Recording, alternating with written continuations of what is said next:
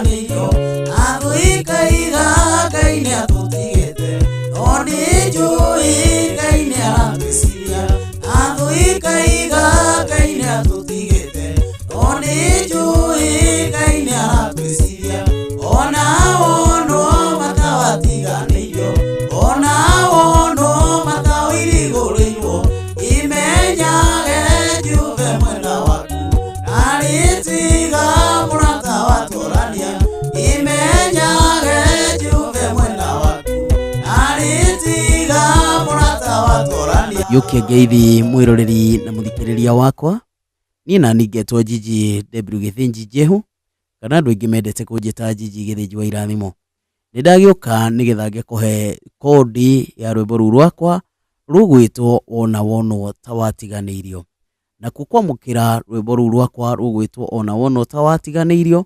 tasikiza thiine wa thimo yaku ni undu muhuthu uguthi kuria kwa message wandike kiugo skiza wabetie na capital S ucoke wikire digithania kana space ucoke wikire kodi nayo kodi ni 986 147 8 986 147 8 ucoke umitume kuri 811 weka uguo ni ukwamukira rwimbo ruu tasikiza thiine wa thimo yaku utuike kirathimo hari wini wakwa ona ninge kirathimo hari ari othe mari kuhuragira thimo rathimo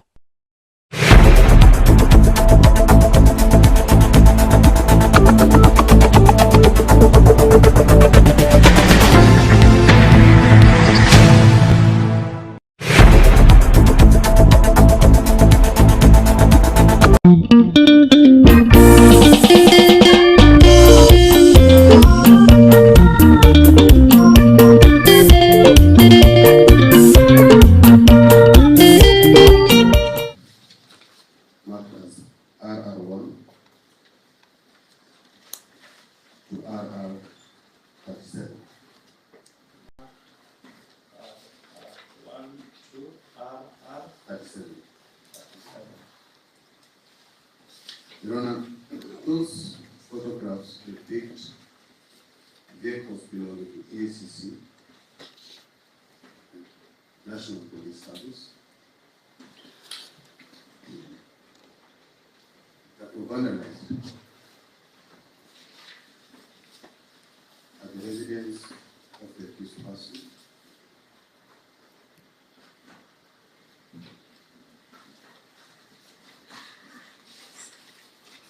Yesterday, when the officers were executing the lawful unit.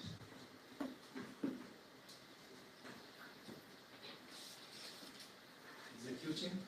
The lawful mandate. That is, doing a search pursuant to miscellaneous application E716 of 2025. Come again.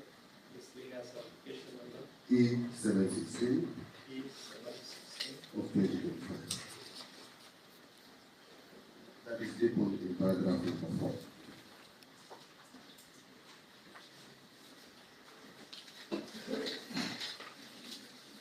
Now, photographs RR3 to RR10. RR3 to RR10. They depict the motor vehicle KCH 046T. come again. 0 460 after it had been balanced.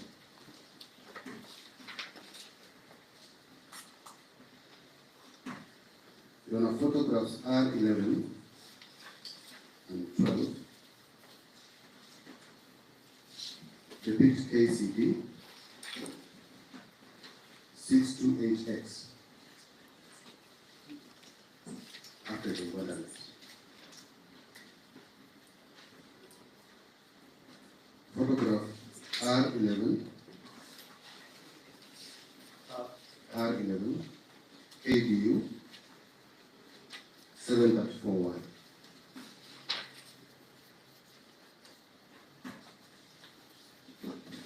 And photographs for RR14 to RR26, the motor vehicle KCF,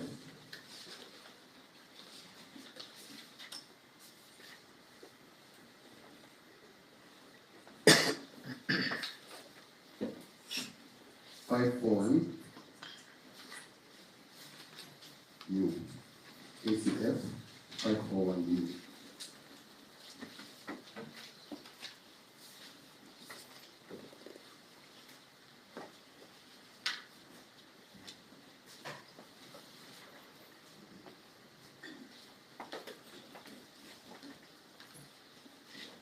Run at paragraph 7 and paragraph 8.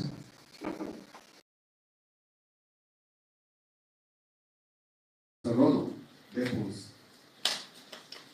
that after vandalizing these vehicles, important documents were taken.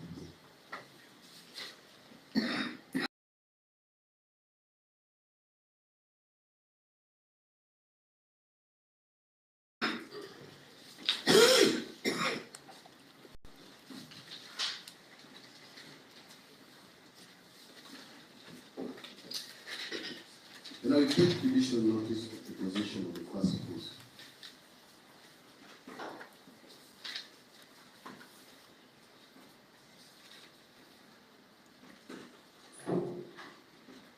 The witnesses in this case upon disclosure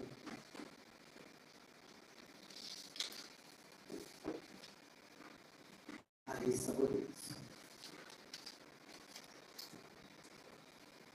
people employed under his government.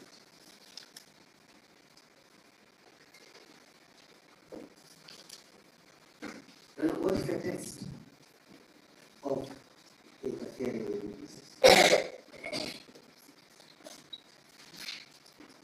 It is not beyond reasonable doubt. The test is just a reasonable prospect that is within the witnesses. The test is a reasonable prospect that the accused person will tamper with the witnesses and the evidence. Perhaps they are aware of the directions they have given about the temper.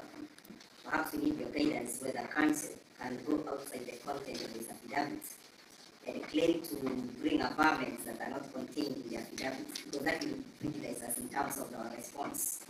Because there is no affirmance in the affidavit that affects that the proposed witnesses are subordinates of the government. Give the guidance again. Wherever you pick along the way from both submissions, kindly bundle them together. Once you rise, I expect that you address all the issues in one sweep. I want them. But let me record you first. Mr. Abdullah, give me some time. Please record this projection.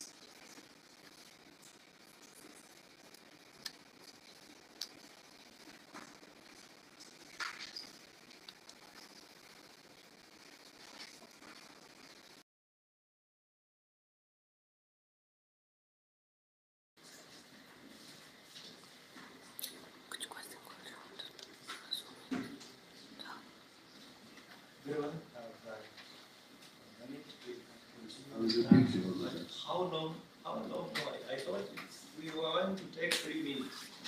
Now we are going to, will we sit here the whole day? Just off the cuff. How long more? I'll tell you, 3 minutes. Just summarize it. 10 minutes.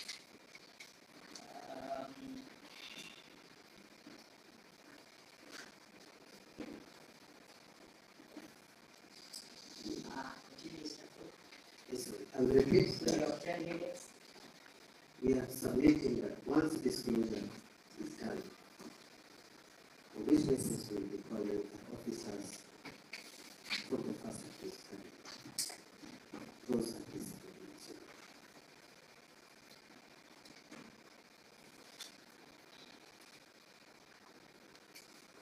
I'll get the second link. It's a very important offense. Second. I got the second compelling reason.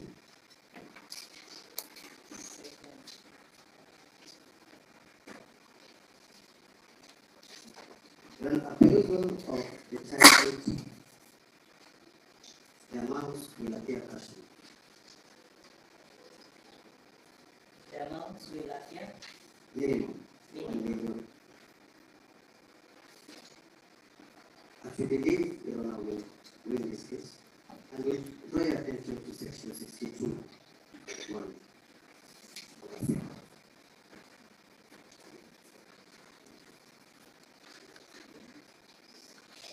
62, 1.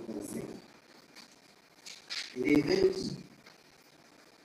we succeed, that provision is very punitive. in the event. We succeed, We is the the DPP DPP prosecutes this case. We get a conviction. is successful. Yes. We will be moving to section 62, subsection 1. And on that, the severity of corruption cases.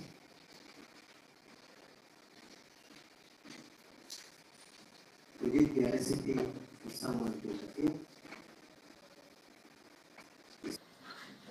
Our submissions is that if we release the accused person today,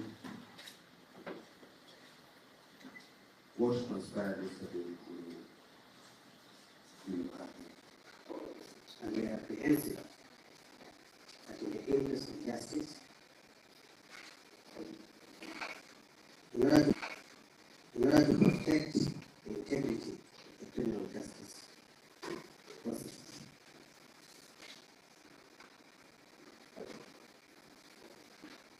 that our application is held, and at least for the court to have an independent opinion, a plea bail report be available. Plea bail report be available. Plea bail report be available before this court and decide on this issue.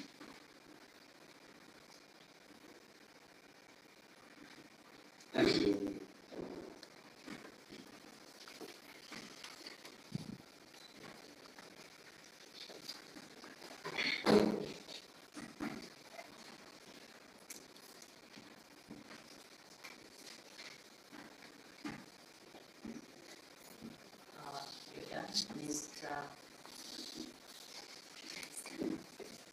Sorry, just to underline that our prayer is that the first accused be denied that probably is the last sentence.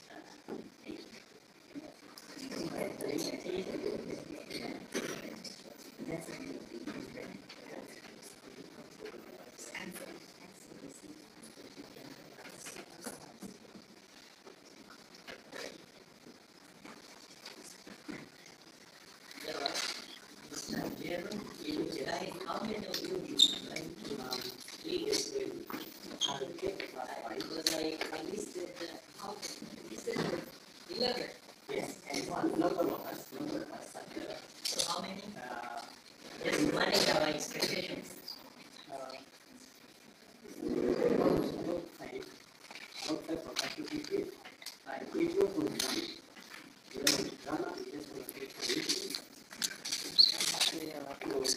Because the issues are straightforward.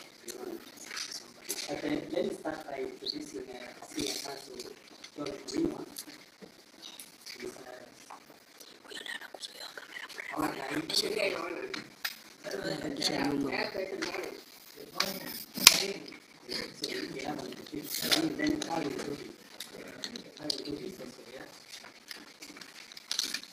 So that is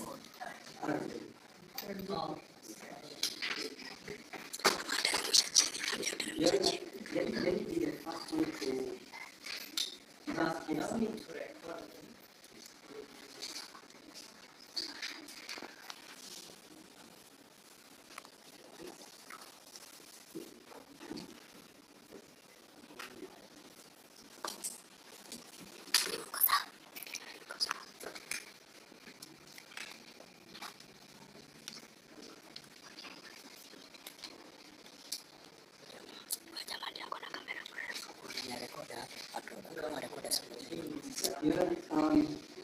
Let me on the outset state that the prosecution is causing unnecessary drama in an otherwise straightforward matter.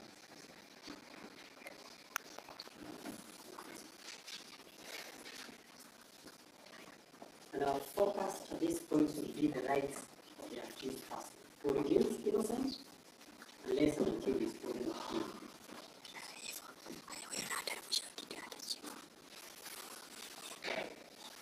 So no amount of reasoning yes.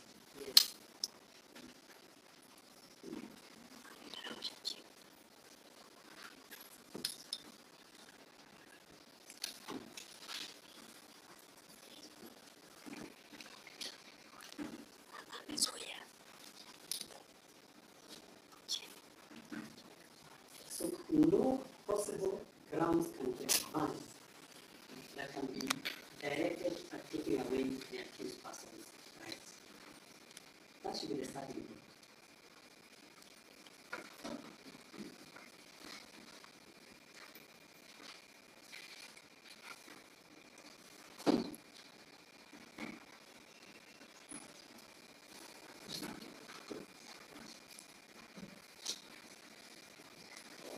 And the case, Your Honor, as a counsel was not practiced for the defendants, I get concerned with How long is the defendants.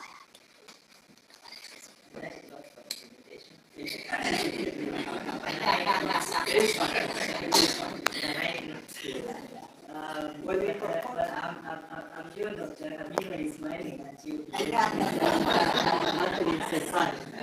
Very sad. Your Honor, when prosecution purports to teach this court the law, citing authority, citing sections, and very out to deny an accused person bail, these are things that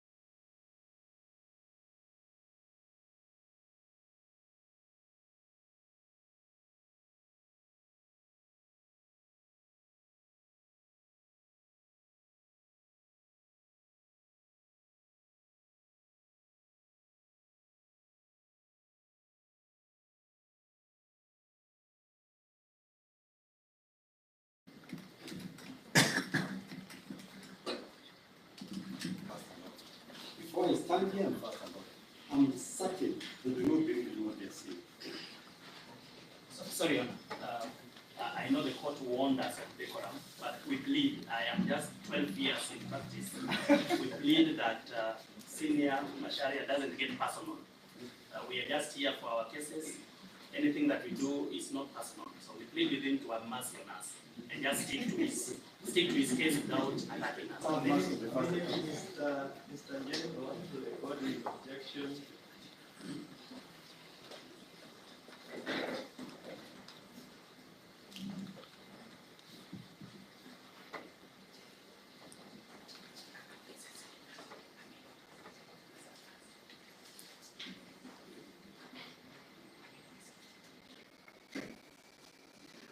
especially in Mr. I did what I did to your side, so that we remain always. So remain in that trajectory. Absolutely. My plea is that we have mercy on the accused person. Let's not talk about mercy on the prosecution or media. We are outside. It is him who's looking after me. Now, Your Honor,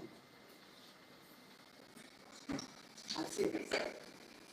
With tremendous respect, what we have here is warfare. Which I urge you Honor to take the decision because we live in this country, we are interacting with social media, we know what is happening in our country today. And none of us can afford to shut our eyes on that.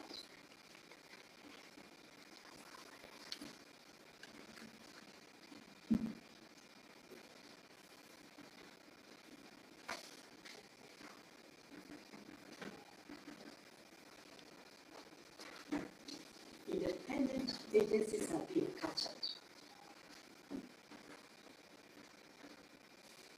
and being used to weaponize matters of justice. That's what lawfare is all about. Where you use legal processes to attain an ulterior objective, which is to harass political opponents.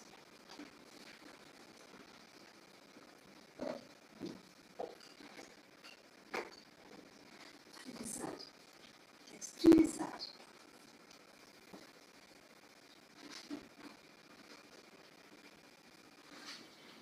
Your Honor, I'll make a confession to you. I was last in a criminal court defending somebody 20 years ago.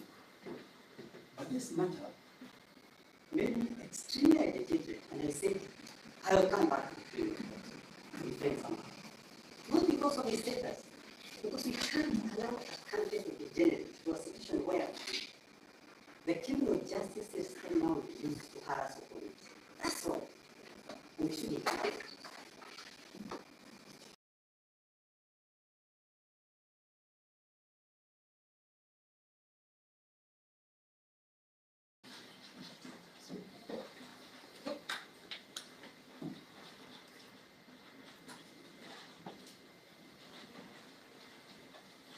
Your Honor,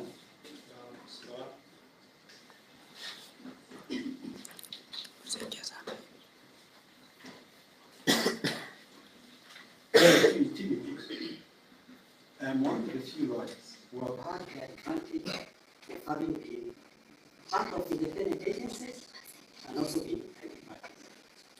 One of the few. And I know how things operate in those agencies.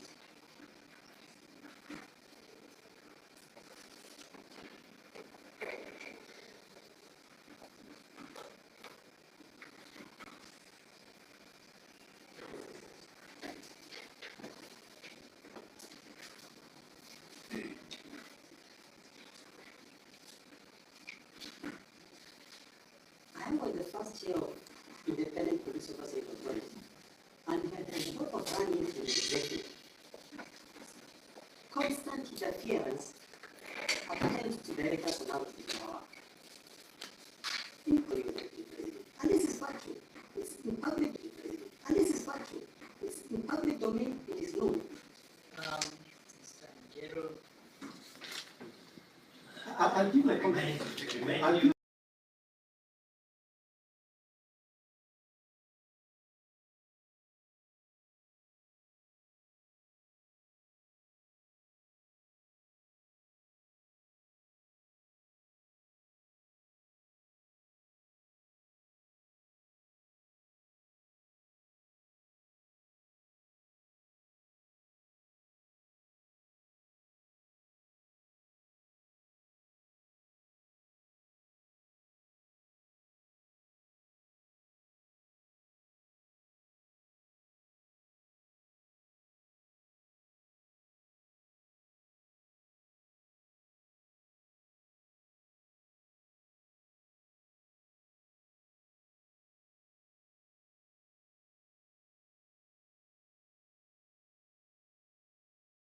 context. Your Honor. The focus. Yes, I'll give the context. Focus here, Mr. Anjelu. A minute. I'll give the context. A minute, Mr. Anjelu.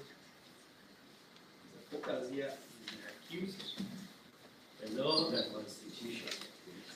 You understand our parameters, if you like. There are some parameters I am unable to swim in. I may not be very able to swim in. But I can swim in the constitution, I can swim in the law, I can swim. That's why I can swim in the submissions around those lines. The reason why I'm telling you that, Your Honor, so that I can go straight to the context, Yes. is that independent agencies will come here and pretend more often than not that they're doing their work independently. I'm telling you, as somebody who has been in those agencies, that unless as an individual you have the wherewithal to resist and do your work correctly, very few money to do that. That's the context. I'm not here to talk about where I was. Sorry, Your Honor. It's just to indicate. No, sorry, Your Honor, we are forced to object once more on the question. The factual matrix that the very learned senior is giving us are things that, with respect, he cannot tell us from the back. We would believe him, and I know he's a very truthful man, but for us to believe what he's telling you to believe, let him give us an affidavit of those facts so that we're able to respond to those facts. Without that, we humbly plead again. We humbly plead that he gets back to the case and not tell us the other things that are factual and there's no affidavit. We plead with him. We understand that he's previously the commissioner. We understand. But let him get back to our case. Thank you. To respond to that, look at the affidavit. A minute, Mr. Anjelu.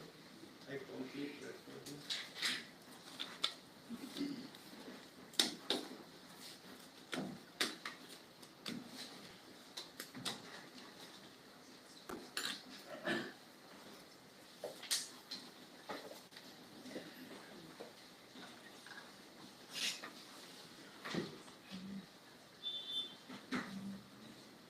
You're gonna, Mr. Anjelu, your brief response, you are responding?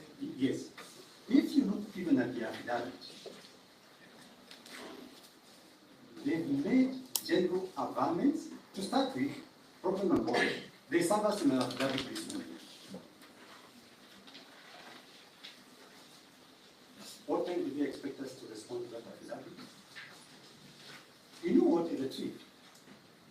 That it is designed in a manner that will expect us to make an application for adjournment so that we can file an affidavit. And in the meantime, the accused person continues languishing in custody. You know those tricks.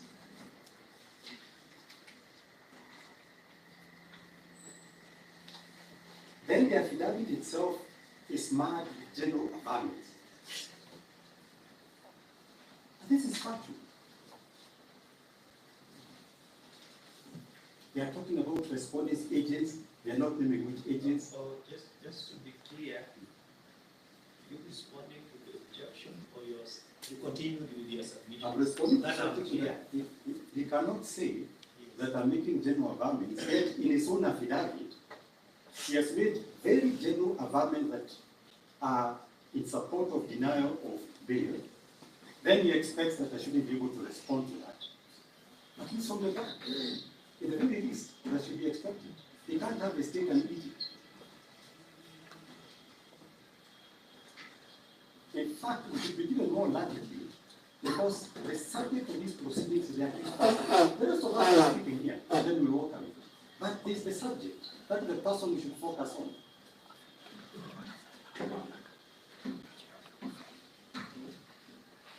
Bureau, give me time to give direction.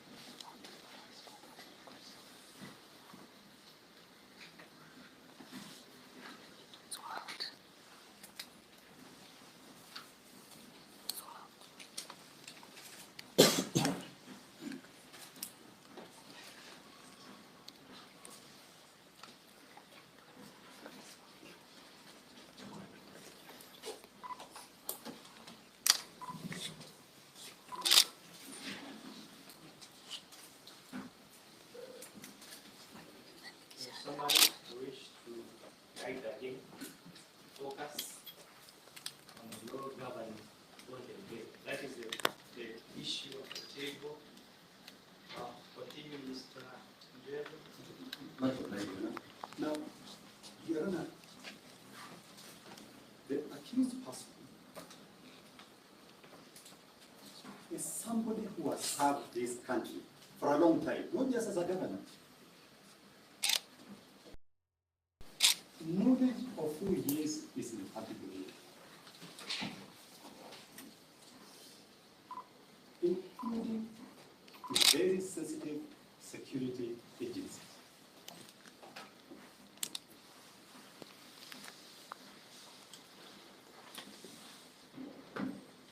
And he also understands the law by his own right. He understands his obligations to the public security.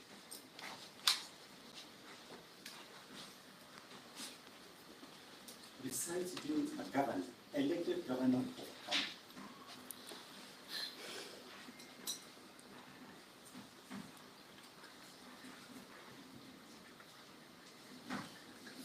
what was so difficult was just someone to court, telling me to appear in court and such a thing. Why all the drama? Arresting the man and putting him in custody for this kind of charge.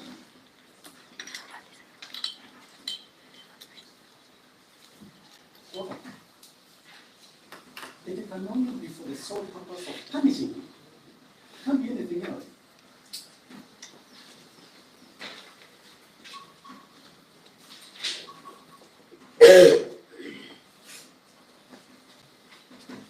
And it is that desire to continue punishing him that is driving the application for him to be denied freedom.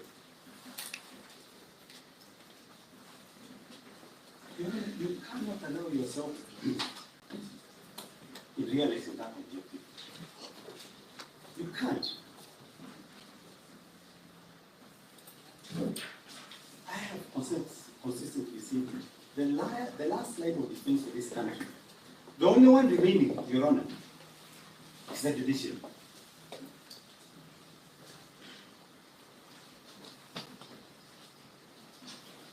And if judges and judicial officers allow rights of accused persons to be taken away, we have no country. None whatsoever.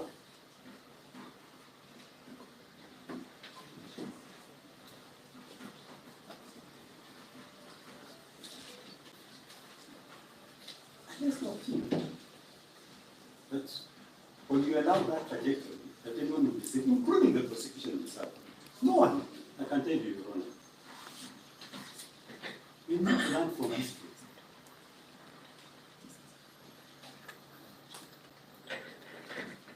So regardless of what happens here with these constructed submissions and responses and comments,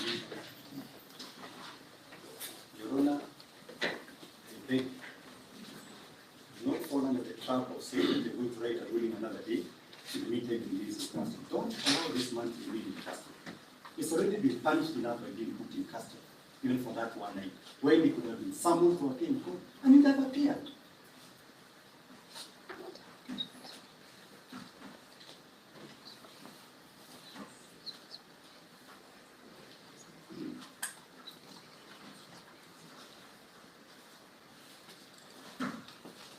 One of my colleagues here will speak about the facts, then the chaser, but I can tell you, Your Honor, this alleged dysfunction that is being talked about, the accused was in Nairobi. Whatever is alleged to have happened was in Italy. How do you start connecting him to something that is happening hundreds of miles away when he was in the office of EACC? How?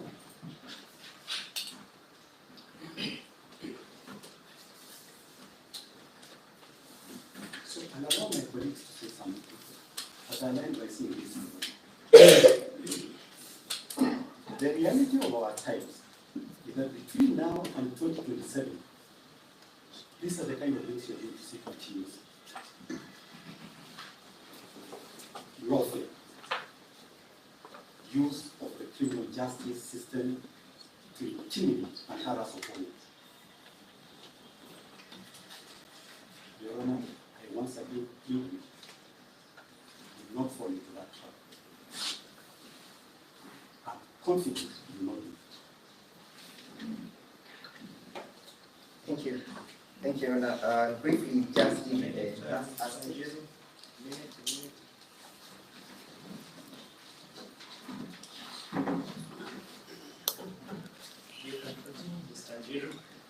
Your Honor, just to associate myself with the submissions made by Malari Senior, and to draw your attention to the content of the charge sheet, from where you will be able to drive the mischief. That the accused person is currently... Slower. Pause after every sentence.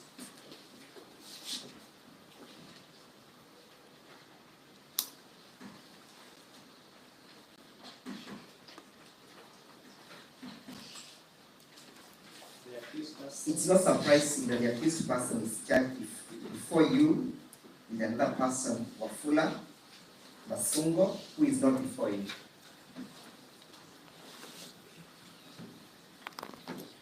This is not by coincidence. It is not that Wafula's whereabouts is not known.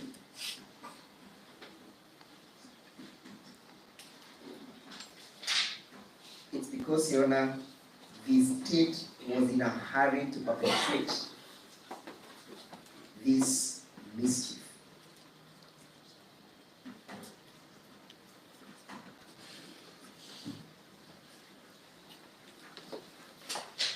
In normal circumstances, Your Honor, such proceedings would not have commenced.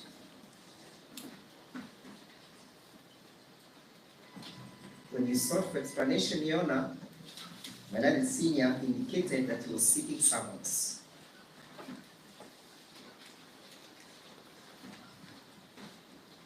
It's the same mischief, Your Honor.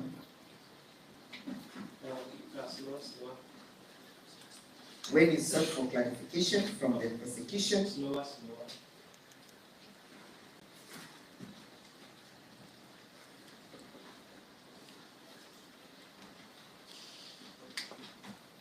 the opposition, Your Honor, was that you seek summons.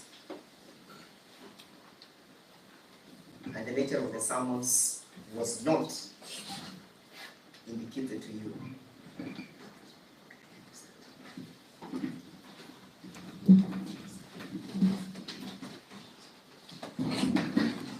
That is to say, Your Honor,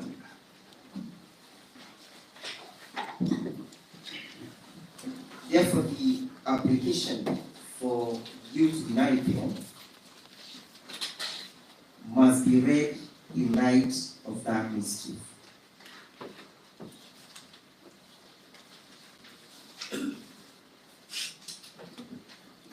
That other than pursuing public interests as dictated by Section 4 and 5 of the ODPP Act,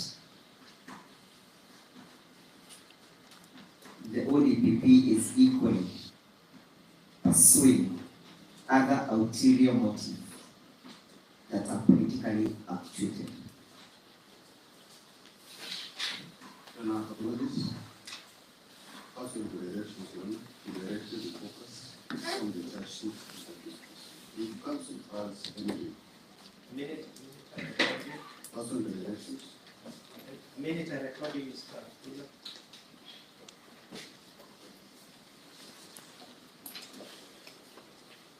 The direction. Minute. I'll give you the directions.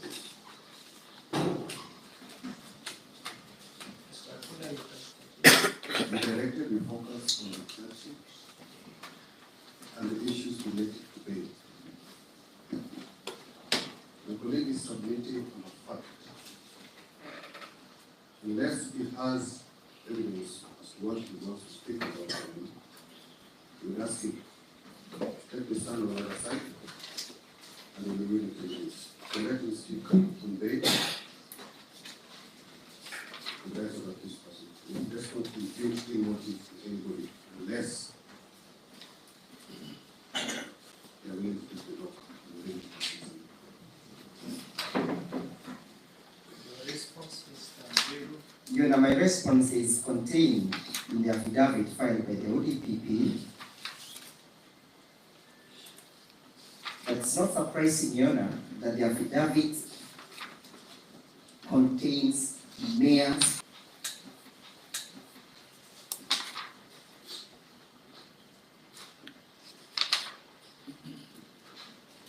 it has no tangible evidence that proves to the contrary of what I earlier submitted.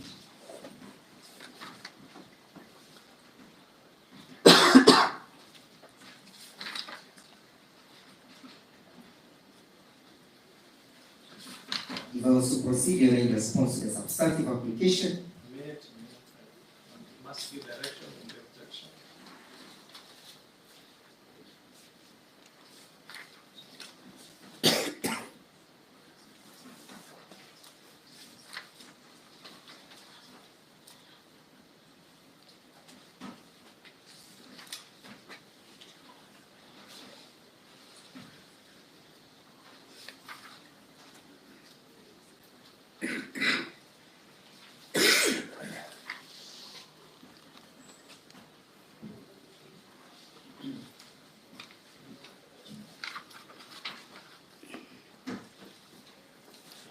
I remind that once more, I belong to the law on bond and bail, to avoid instances which may persuade me to request for fact, evidence from your end. I am well Which ready. will render you in a very awkward position. I am well ready. Alright. Your Honor, the affidavit contains mere speculations. There is no affirmation in the affidavit. After every sentence, you have to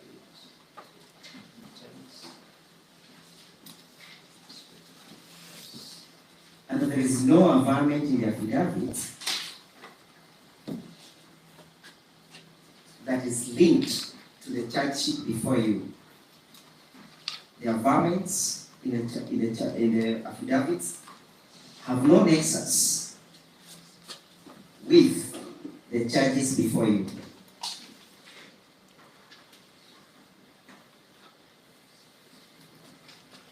These are matters that are happening in other spaces, which none of us, neither the prosecution, nor the defense, nor the court, are privy to.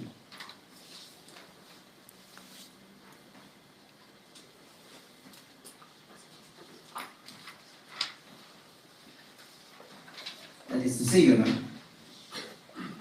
that to deny the accused person bail on account of presupposed investigations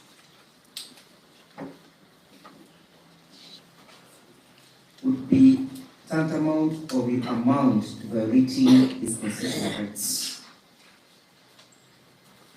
And most importantly, the right to presumption of innocence and the right to liberty.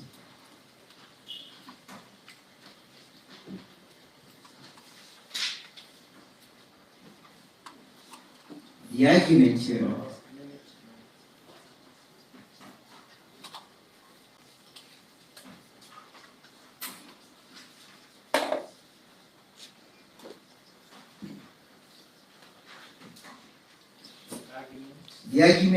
that the intended witnesses are subordinates to the governor, the accused person,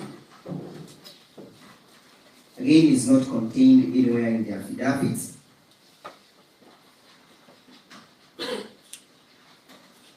And the same does not amount to a compelling reason.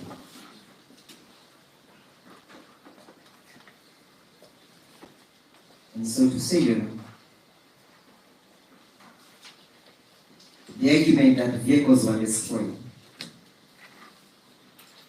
by his agents when there is clear lack of evidence linking the so-called agency with the accused person, again is speculative.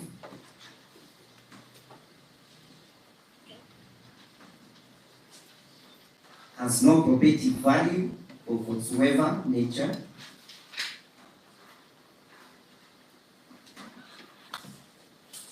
The same is not empirical,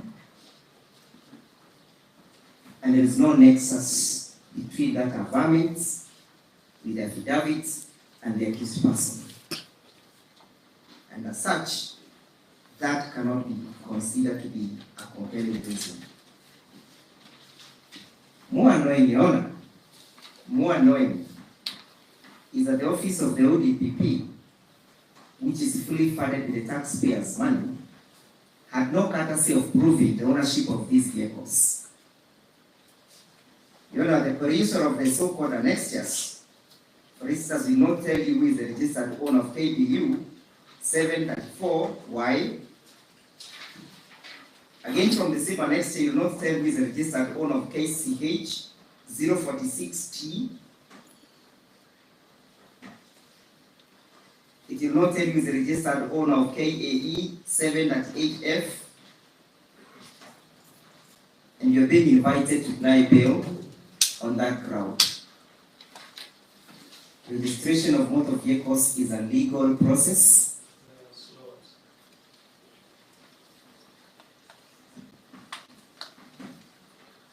It is guided by the Registration of Motor Vehicles Act. And if you are courteous enough, respectful to the process and the proceedings, and holding the values of the Constitution of accountability and transparency, they would have consulted the NTSA. Permit me just to, as a pen off, and invite my learned friends to draw your attention to the charge once again, that there is no charge that the government is facing that is linked to his office. There is no way in the charge sheet that says that the governor accused his office. There is no way in the charge sheet where there is a charge of conflict of interests.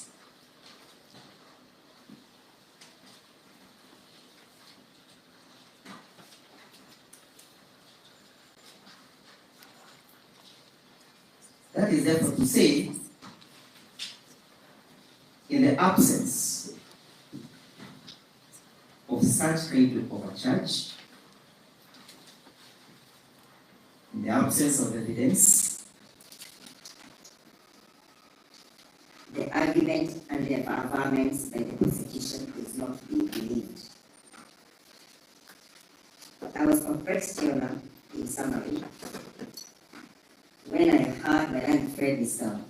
JV invite you to look at Article 50 in isolation of Article 25, in light again of Section 8 of the Magistrates Court Act. He invited you to hold that the only jurisdiction you have in that respect relates only to Section Article 25 A and B. Curiously enough,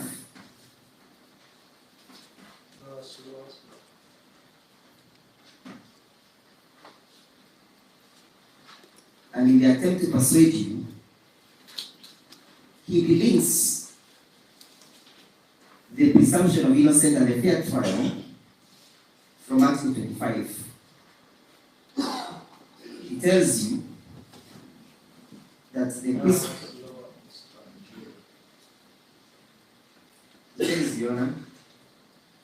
presumption of innocence. I need to stop. So people like us.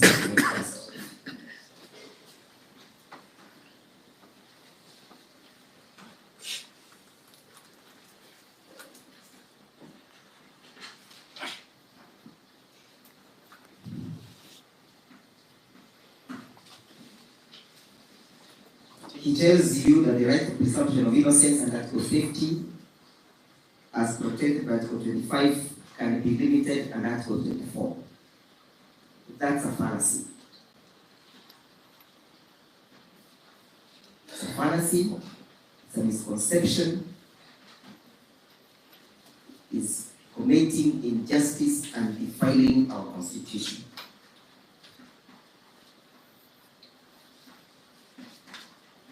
Finally, Your Honor, what is compelling? If you look at the Black Rose Dictionary, it will give you as to what is deemed to be compelling. That thing must be a strong issue, it must be convincing, it must be legally justifiable.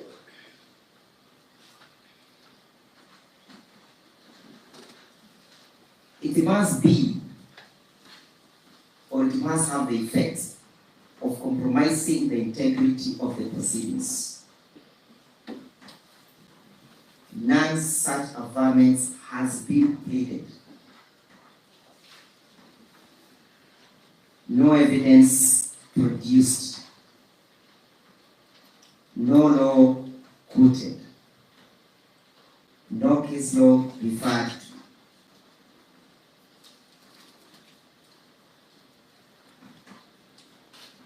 And as such, Your Honor, the granting of bail to our client will not prejudice, will not compromise the integrity of the proceedings,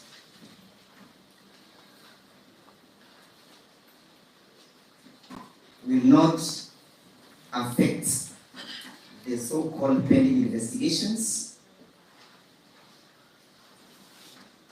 and Your Honor, be minded of Article 24 and be minded of the test therein. When can a right be limited? A right can only be limited if it is just reasonably justifiable in a democratic and an open society. I invite Mr. Jero to guide us on who next. Thank you very much.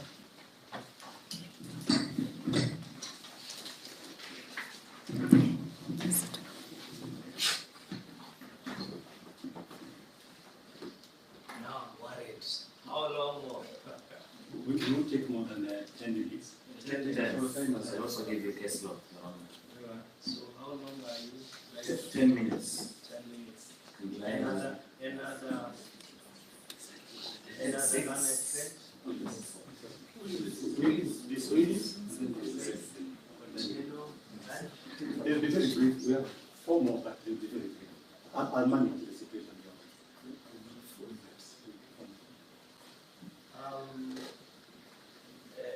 Always remember, the court has also business.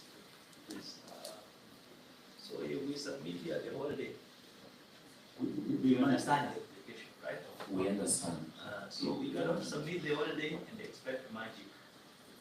We should be reasonable.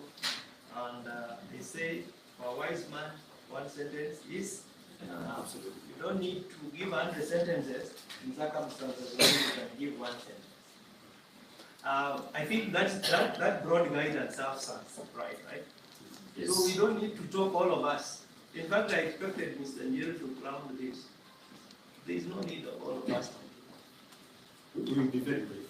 We are guided. So this is Mr. Chesa. Mr. Chesa, I'll give you 5 minutes. Very well. Your Honor, I want to start by raising an issue with the manner of arrest. Which manner violated Article 25A of the Constitution and Section 8 of the Magistrates Court Act gives you authority to inquire into these violations. What this court gave the EACC was search warrants, not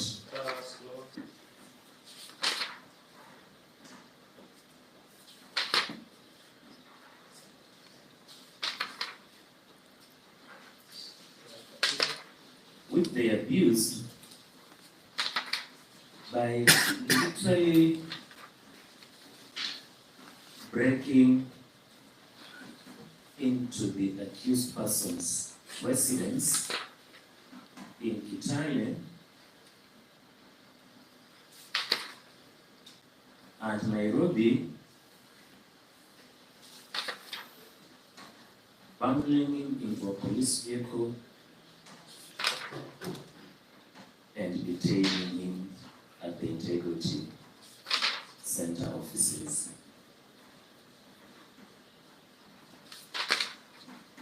We hold that the arrest was barbaric, unlawful, and an affront to the dignity of the accused person.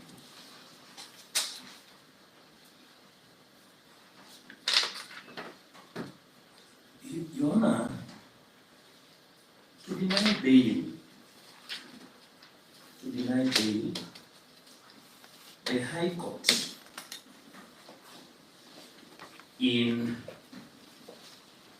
Johnson Mgunya and another. This is the Mombasa criminal case number 26 of 2008. The High Court said the prosecution must provide cogent, the term is cogent evidence and not mere allegations.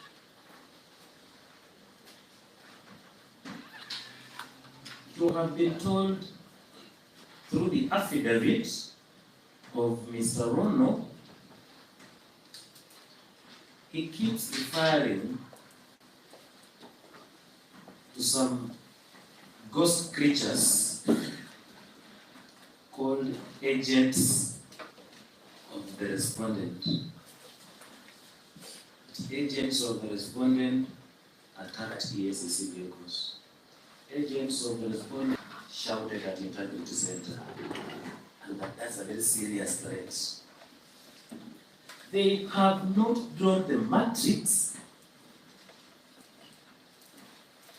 to link Governor NATEMBEYA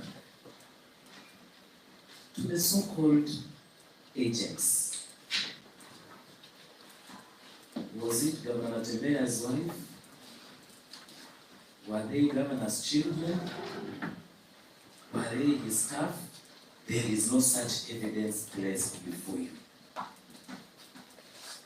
And those who amount to rumors, and this court must not listen to them.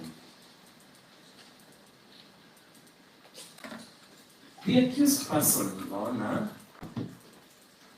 is a decorated carrying December buildings.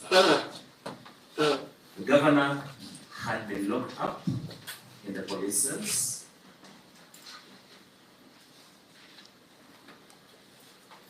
He had no access to his phones. He was only allowed one advocate, Mr. Simiyu. The rest of us were locked out.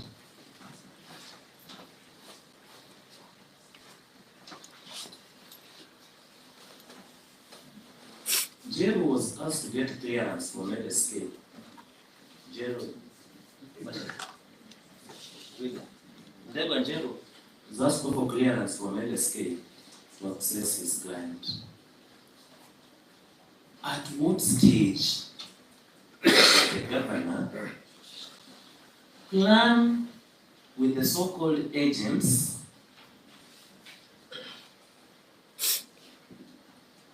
to do the unimaginable things that the state is supporting?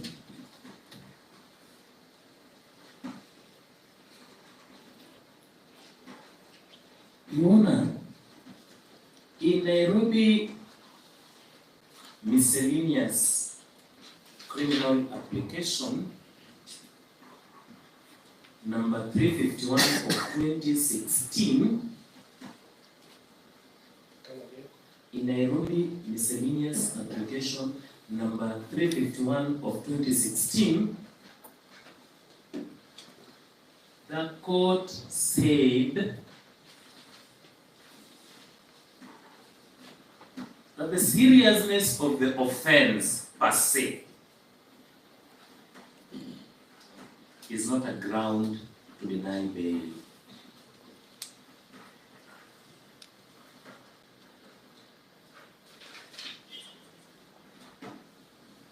At the time of arrest, 2 more minutes, Your Honor. I just 2 more minutes, maybe then, if this court allows. But just have 2 case laws, and we can do that 1 case law. If we can stick to the directions of the courts. I understand you. You've already done more than 10 minutes. I closed my eye to say you're finishing on the 6th minute. Okay, yes, one more. In that case, you recorded that the seriousness. I repeat, one word is enough. Lastly, I don't know why I will get this temptation, but the more I speak, the more I persuade. Sometimes it's counterproductive. Can I bring it to your attention? Yes. Sometimes it is counterproductive. This last one, R versus Richard David Alden. R versus Richard David Alden. David Alden. The High Court at Nairobi. Criminal case number 48 of 2016. Second case. Very well.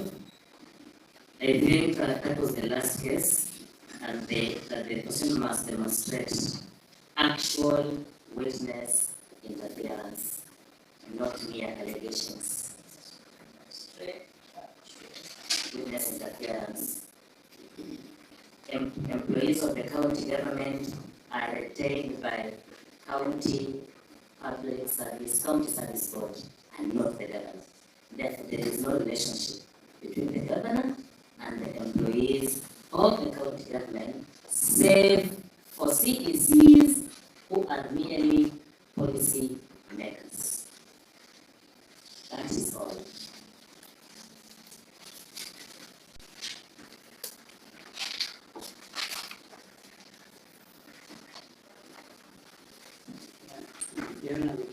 Commission discussed news in a case passed in the ACC. He only say one. The only you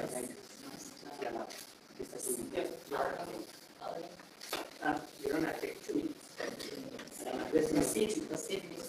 Thank you. Your Honor, number one, I just want to write on what Mr. H has said. The accused person did not have capacity to direct. Did not have capacity to direct third parties to commit acts of vandalism. Your Honor, I have an inventory. Slower. You need your 2 minutes. Yes, it's slow. Your Honor, I'm worried about my 2 minutes. Your Honor, I do have an inventory. Yes, Your Honor, which will demonstrate to you that indeed as at 6:30 a.m. yesterday, the accused person had lost his 2 phones. And of course, he was in custody. So he could not speak to third parties. So, Your Honor, there are vermins in the affidavits by Mr. Robert Ono. It is certainly not accurate. Number 2, Your Honor,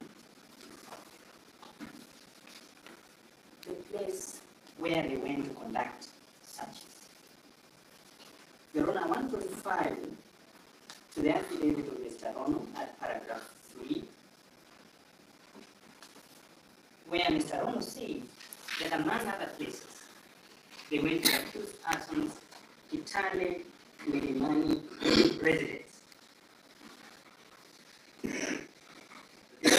That is repeated at paragraph 4,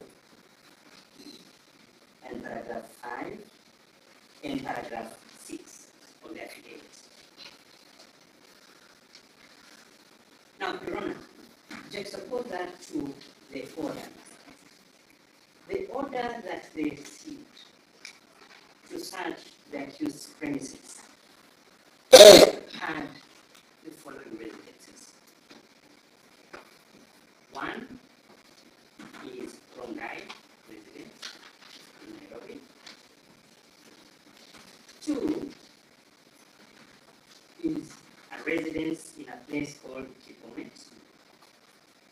Come again. First is No, a second. second is a place called Kibomet. Kibomet. Third is Nairobi residence in Kileleshwa. Okay. So that, Your Honor, when you turn to the affidavit, and of course they are using paragraph 6 particularly to seek to deny the accused person bail, they are saying that the motor vehicles that are said to have been vandalized were vandalized when they were searching his Italian residence. Your Honor, looking at the order, which Your Honor you can have a look at, the Italian residence is not covered. It's not there.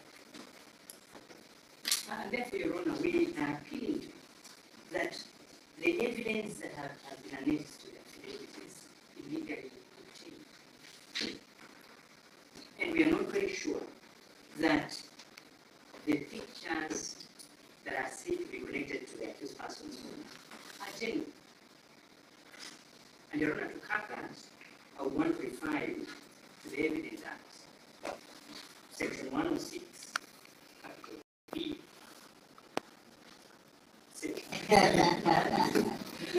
I refer you to SOPEC. Are you ready to reason? I leave. Honest to the court. Thank you. No, I'll try to 3 minutes of months and you stop to your time. Be sure it is 3 minutes. Stop and Not yet. the first point, Your Honor, is just to raise point. Now, I expect you start with what you wanted to raise. Yes, that's what my question is. Your Honor, Section 106 Article B of the Evidence Act is very clear in the manner in which electronic evidence is used. There is no certificate of electronic evidence annexing those pictorials. By dint of that section alone, there is no evidence in support of the bare allegations in the affidavit. There is no basis to even advance now any compelling reason. Slow. Let me remind you. The applications contained in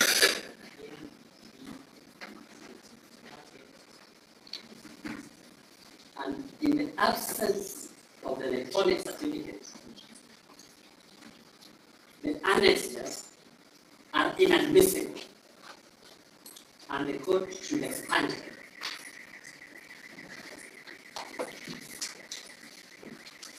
In their absence, there is no evidence brought to court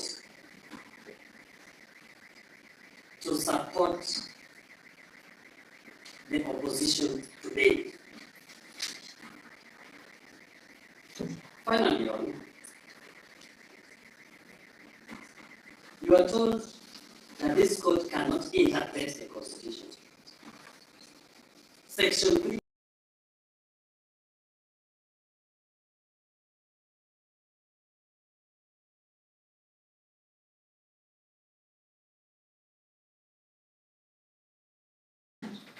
of the Judicature Act lists the sources of law in Kenya that this court is called upon to apply.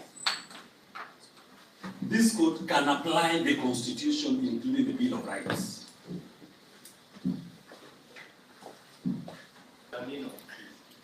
Thank you, Your Honor. I'll take only 2 minutes.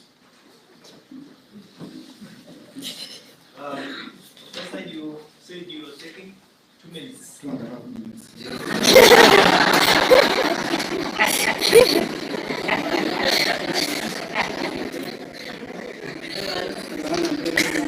I'm here before you to demonstrate that what I did recently in my second PhD in criminal justice should be put in the maiden opening, and you are the first that I'm hearing before, so I'm very privileged. Secondly, I'd like also to thank my former teacher, Neil. I think he taught me very well, and that's why I've been proceeding on. Now, the point that I want to make is just one or two. I would like this court to look at the whole history of the government and intergovernment officers calling themselves ESCC and their mandate. I would like to apply what we call strict scrutiny. Strict scrutiny test.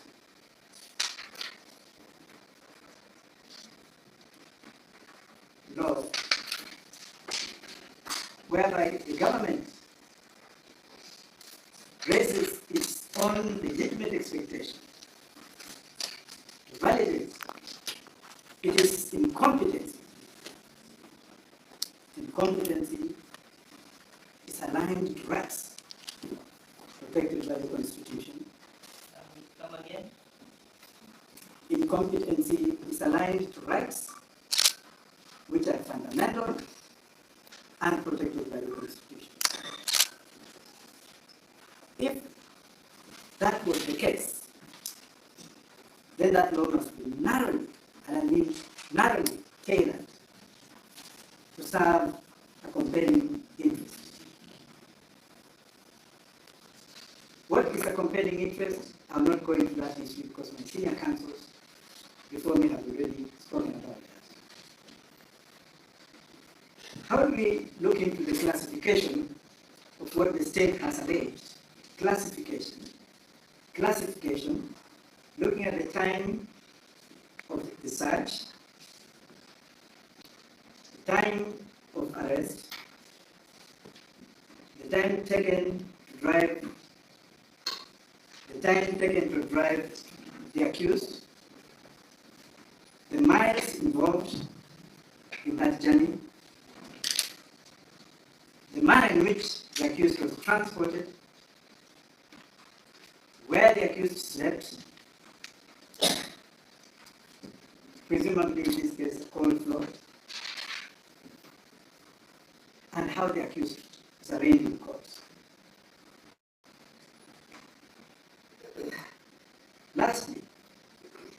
Lastly, Your Honor,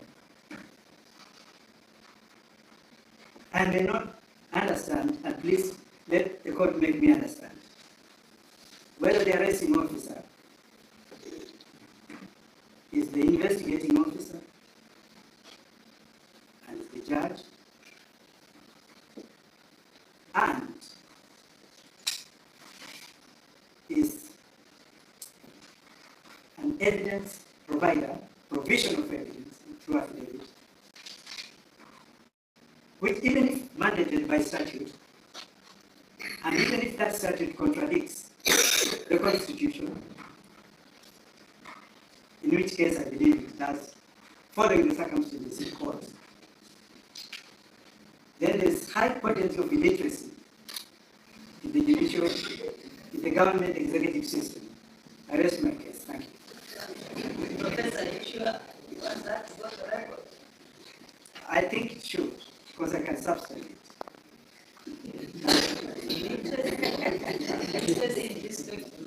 Your Honor, what I mean by literacy is not literally academic schooling, but experience.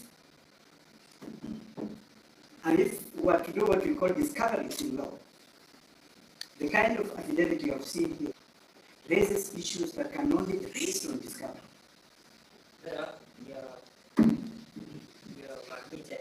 Thank you.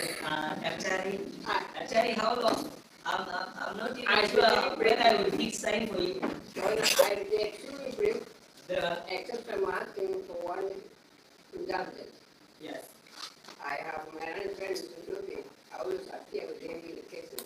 He has only one word if he wants to tell you. Only one word. Very well. One word will take maybe 1 minute or less. Yeah. First, you look at the tax sheet. One, the person's name there are two. Particulars, part one. It is impossible to tell which one we need, except for the use of the word government. So we don't know whether the fuller is not government or the government is government. The second point related to that is particulars in the charge sheet under the law. And I take this up to the court knows how to do that, right? Understand. Those particulars, which are suggesting that he has committed an offense of corruption, of conflict of interest. The particulars of conflict of interest have not been indicated. So without the indication, that what you call the seriousness of compelling evidence is not there. If you look, sorry, we don't have that code, that's what I'm is. If you look at count 2, the same problem of lack of particulars. So that there is not no evidence, the demonstrates the nexus between the there and the evidence. And the third count is a list to a manual, and one is going to talk about. Last, and this is about the relation of planning cards and following. Some people was told when I was being talked to the young parents, when I was much younger, we were told monkey see, monkey do. When the government itself lets court orders, citizens have no resource. Monkey see, monkey do.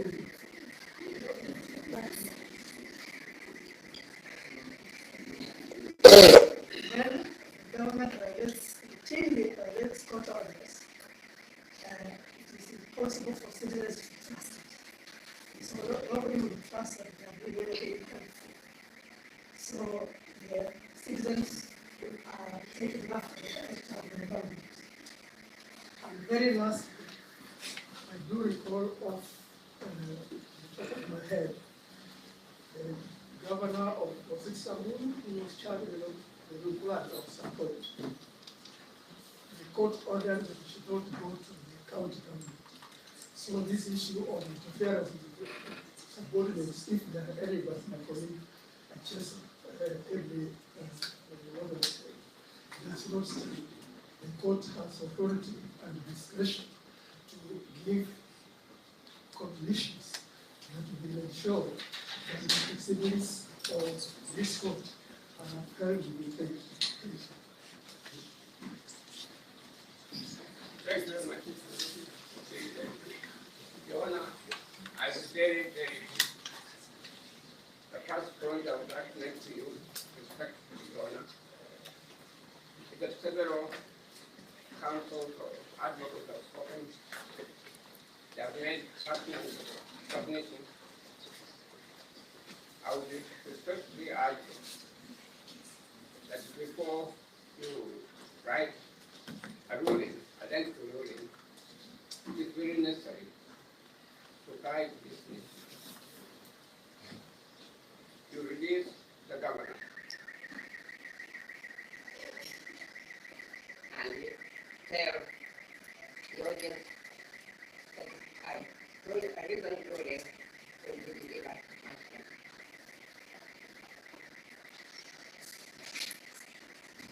Your Honor, this has always been done by the Court of Appeal, by the High Court.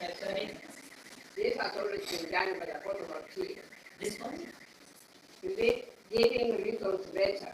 Yes. Has always been done by the Court of Appeal. the High Court, and recently even by the Supreme Court.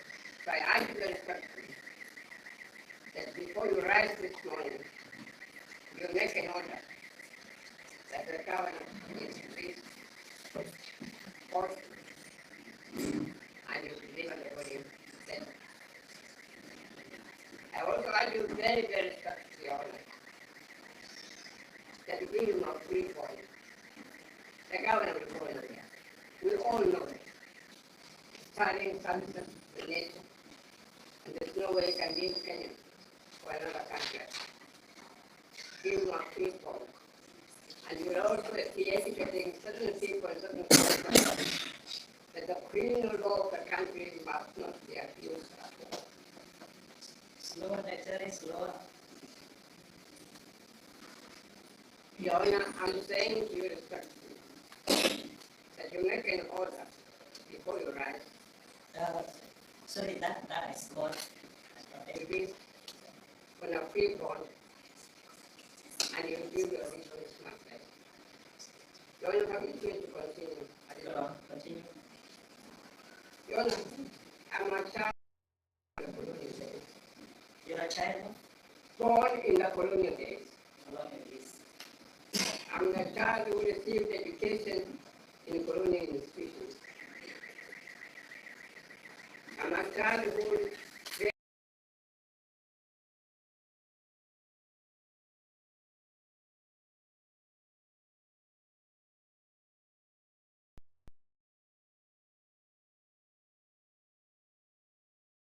colonial literature, of sociology, anthropology, philosophy, when you had terms like the African mind, how the African thinks, and so on, from the colonial. There's one thing I can make you very clear. The criminal law of Kenya has always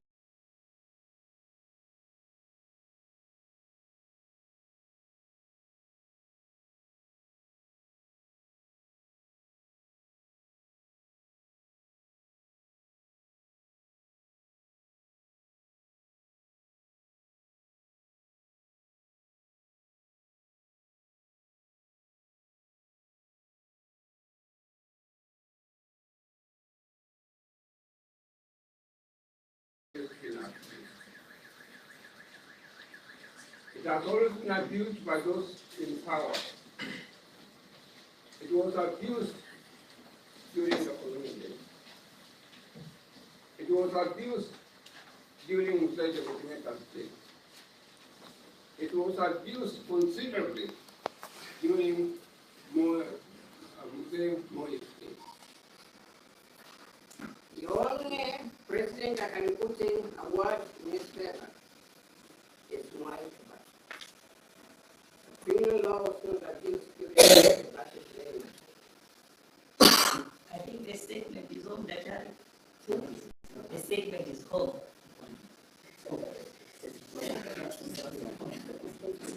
Oh, thank you very much, Your Honor. Now, Your Honor, permit me to go a little bit further. It is now being abused by the executive, by agents of the state. They have now taken over the criminal law of the country. They are abusing it. The rule of law which we thought was improving is now in ICU. And Your Honor, I'm urging you very respectfully that you can only get out of this quagmire, which is boldness from the petition. Our judges have to be bold. Our magistrates have to be bold and state very clearly that the country will not be governed the way it is being governed at the moment. Your Honor, we live in this country. Every day I'm reading the Senate, I'm reading the Nation, I'm reading the Star, and I go even further to read in other newspapers outside this country. Clearly, Your Honor, what is emerging at the moment, that unless we arrest the situation,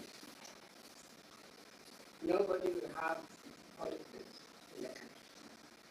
The country could easily be classified as a banana republic. I filed a case recently, Your Honor, in court, the usual process, that we should refer certain matters now to the ICC. That we should refer certain matters of disappearances to the ICC. Let the International Criminal Court come in and say what it can vary that it can come. If we can deal with Mr. NATEMBEYA first. Yes. Your Honor, what is the judge? Can someone give me the judge? Your Honor, the judge, you are given here. One can even pass in class. It's the first case. The governor is supposed to have corruptly received the sum of shillings 1,127,900,000 shillings. You're not being so told that they took away billions of shillings. 1,127,900,000 shillings. Anybody with a critical mind like of John Camino can see that this is dishonest. It's nonsense. That you're bringing a governor of the state to the country because of that amount of money. That's on the first page. On the second page, 2,124,668. Hey, what is that? It's a full governor. 2,124,668. That's the honor. The amount involved is 2,680,461. This is the manual of the MUCIU. Your Honor, the criminal law is being applied. During the days of we were living at one point here, a constitution has been meaningful. It must develop something called consensus. A constitution is meaningful, it must develop in some cases something called consensus. You would expect that a charge against a governor of the country, the director of public prosecution, would lead the entire file to satisfy himself that indeed a case has been made out before placing such a case before a criminal court. Your Honor, when did the DPDs read the file to satisfy himself that a case has been made out against Mr. There? Having regard to what was being told, was arrested yesterday morning. When did the DPP read the entire file? And this is what I say in forward of Charles and John. He would read the entire file to satisfy himself that indeed a case has been made out against the government. A governor is no small man. A governor is not a messenger. A governor is a person who is ruling and governing millions of people. It is therefore not surprising that the people in his own area went one man to hear that their governor is being arrested. He's being brought into the country, taken by the police. It's quite clear the file was not read at all. Your Honor, may I say, draw your attention to the fact that I shall, if I'm given the opportunity, I shall be conversing in some other quarters that the courts have no jurisdiction to contain the count that they have to that with those people. There's no jurisdiction. And I would just refer you to Article 181 and Article 182 in the Constitution. If you read Articles 181 and 182, Your Honor, there is no provision that provides that a charge can be preferred against a governor. The way to deal with a governor is to use the impeachment proceedings that have governor cannot be arrested and charged the way things have been done. The director of the execution himself, Your Honor, the DPP has no restrictions to make or to file charges against the government. So there's lack of jurisdiction. I'm making this point to strengthen my submission, Your Honor, that there's no case against the government.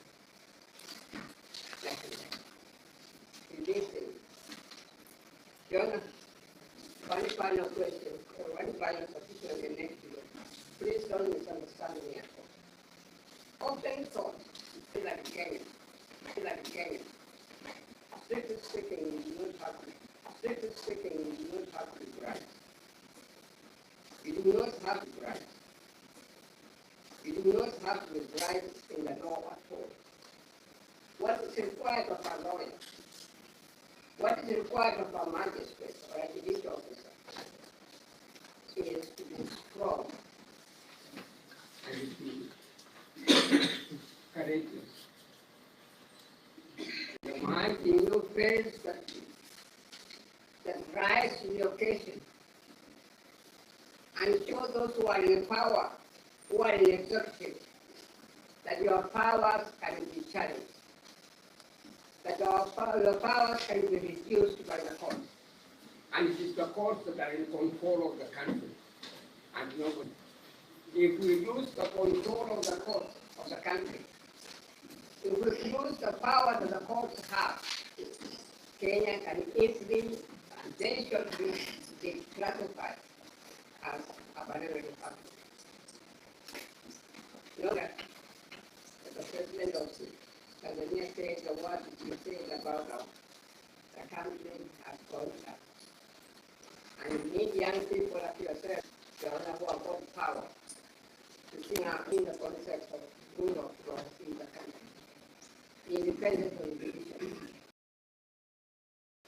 and make sure that you can use the word of keep its own day, not to get into other days. At currently, it is not doing so. Thank you all. Thank you all. Yeah.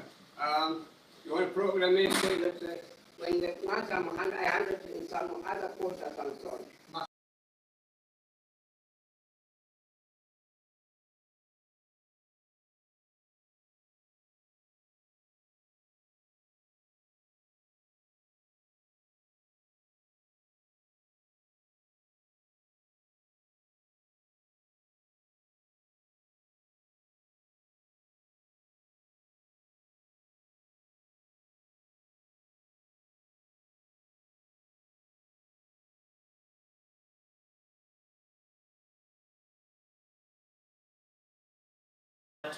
Yes, there is a book here I was referring to impeachment in the Nigerian presidential system. That's where we have a lot of impeachments of governors and so on.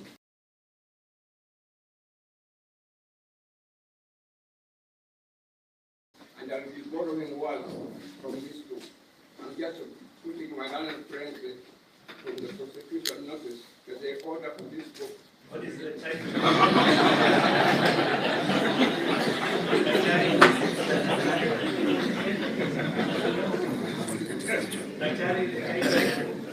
Order.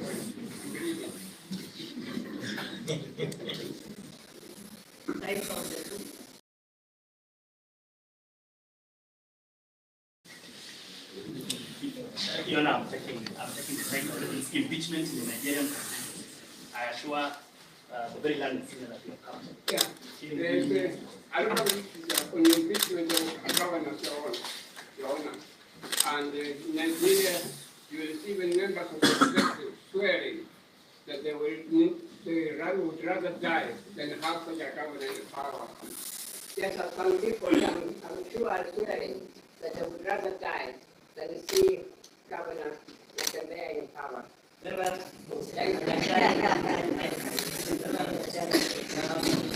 Mr. Njeru, I think we are done with yes. Our father. The father, the profession, he has said it all. If the governor fabled at the very worst, some affordable cash pay. Let him not stay here an hour longer, so that we don't play the hands of his tormentors. Then there have been no conditions.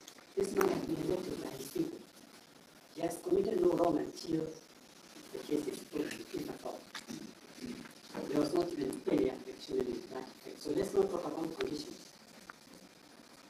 In fact, that date is expanded. Let him put his finger on Kashmir, let him leave. Even a street boy here will not waste judgment up in there. There's nowhere where he go. We believe. We believe. Your Honor, you show that we have no doubt at all. I, for one, have no doubt. I know you are a good judicial officer. You believe in the rule of law. You understand the law. And even as we are doing all these things, you've appreciated it. I have no doubt that today the judgment will be there will come. No conditions have been sought and should even be there. That man who answered. He'll have his day before. Thank you very much. Sorry, Your Honor, do we have a right to respond? Of course, there are any cases.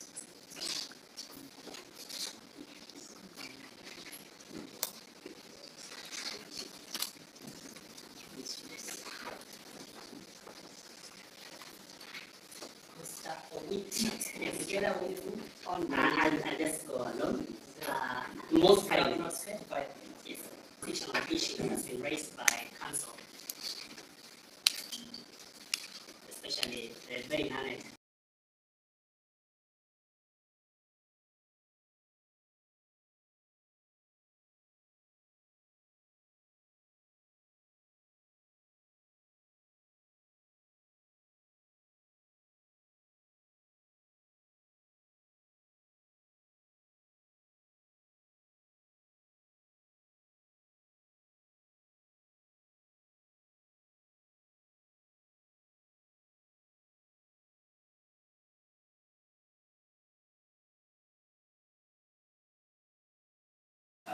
Dr. Amino, as to whether or not this court properly has jurisdiction to entertain these charges.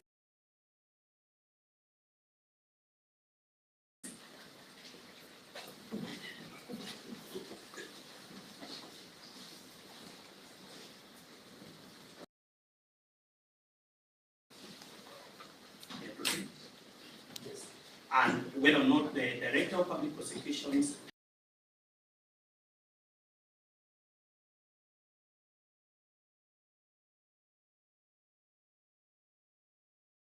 had power to institute these charges.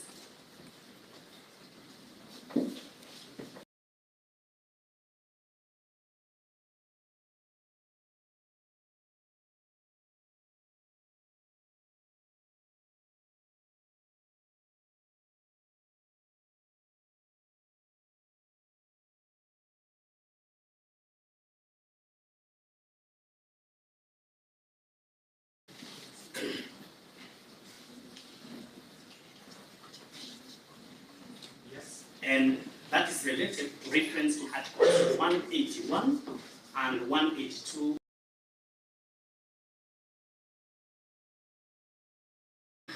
of the Constitution relating to vacancy in the office of a county governor in Kenya. I believe, I haven't made reference, but I believe that's the decision. In brief responses, this court's jurisdiction to entertain anti-corruption matters is provided for under Section 4 of the Anti-Corruption and Economic Crimes Act. So that's a simple answer.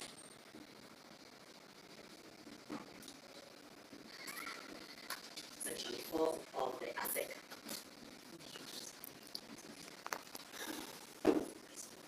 ASEC is a law.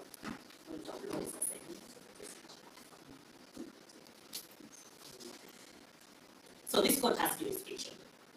The Director of Public Prosecutions is vested with power to institute criminal proceedings against anyone before any court other than a court martial, Article 157, 6A of the Constitution.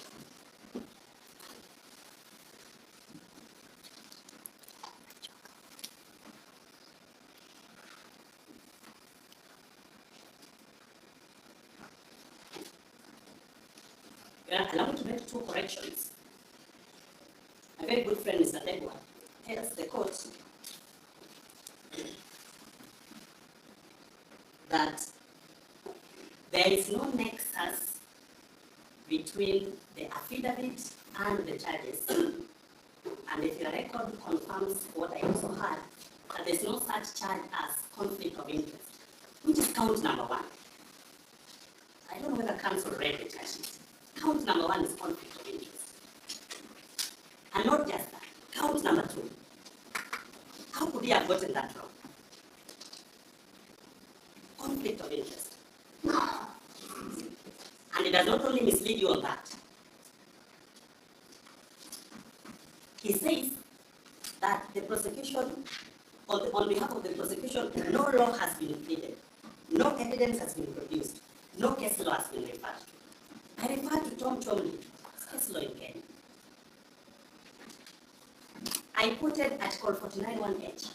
I quoted Section 123(a). These are laws in Kenya.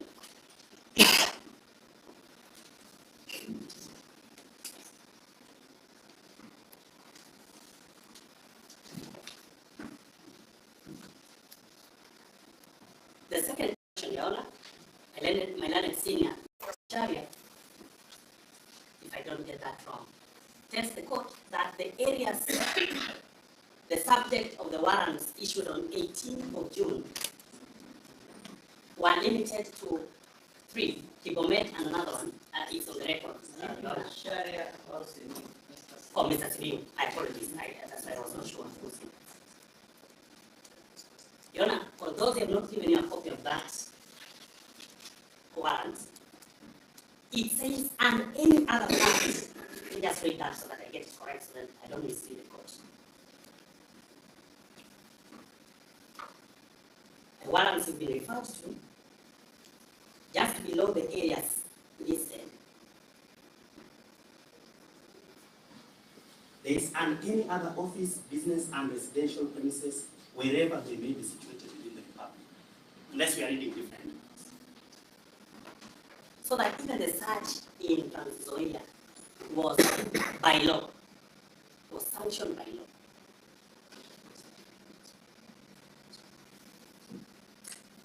And then there's the related question as to whether the warrants issued could also be the basis of an arrest.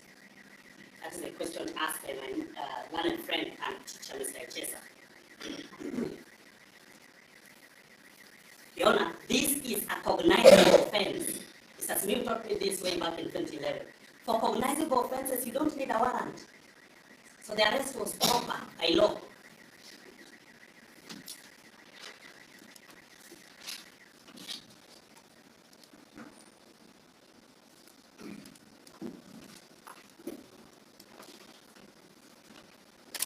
So the arrest was proper.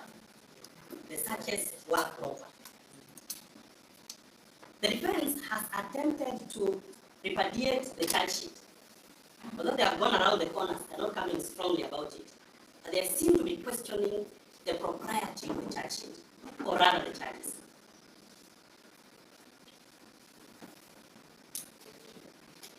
There was no attempt to invite this court under Section 895 of the Criminal Procedure Code to reject the charges.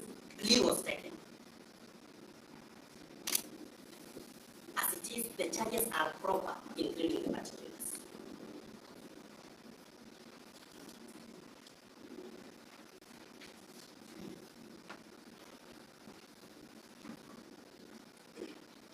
And in compliance against with Section 214 of the CPC. But there is a smaller issue about the amounts. This is related to the charge as well. That a whole governor should not have been brought before you for amounts about 1 million or 2 million.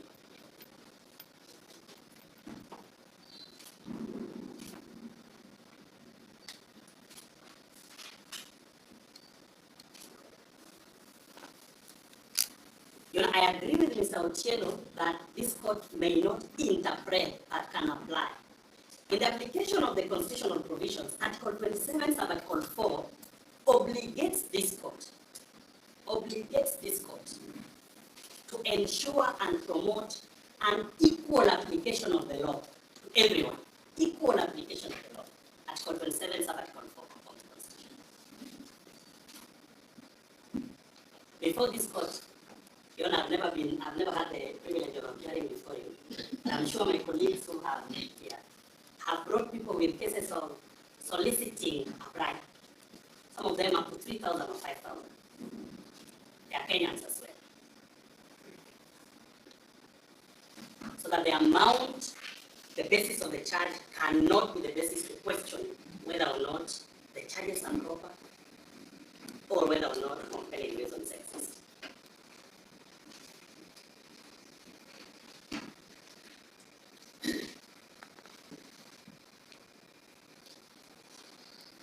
Even I can confirm to this court that a factual issue, but I can confirm to the court that the DPP, in fact, ascertained and satisfied himself that there were charges properly on the basis of which he would institute these proceedings before him.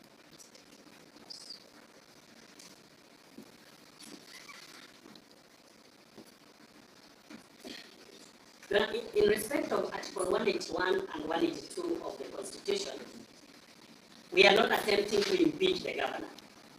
The DPP has no such powers, legally or factually.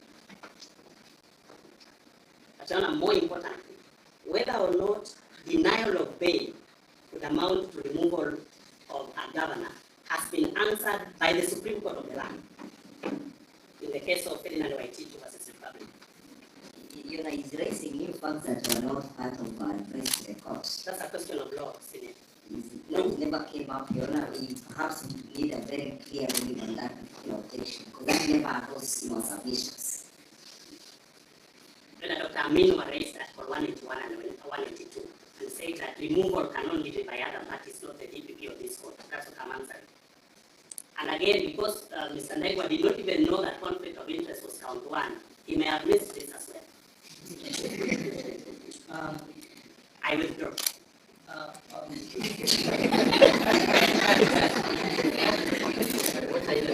If you have withdrawn, I wanted to clarify that I scored with Dr. Amelia to say something else. Yes. He's trying to mislead the court. Now that you have withdrawn, there is no need to clarify that point. So, Your Honor, I further withdraw differently. Yes. So, now that you withdraw that point, I will not. Most of that. I've also withdrawn the arguments on 181, so I scored it different.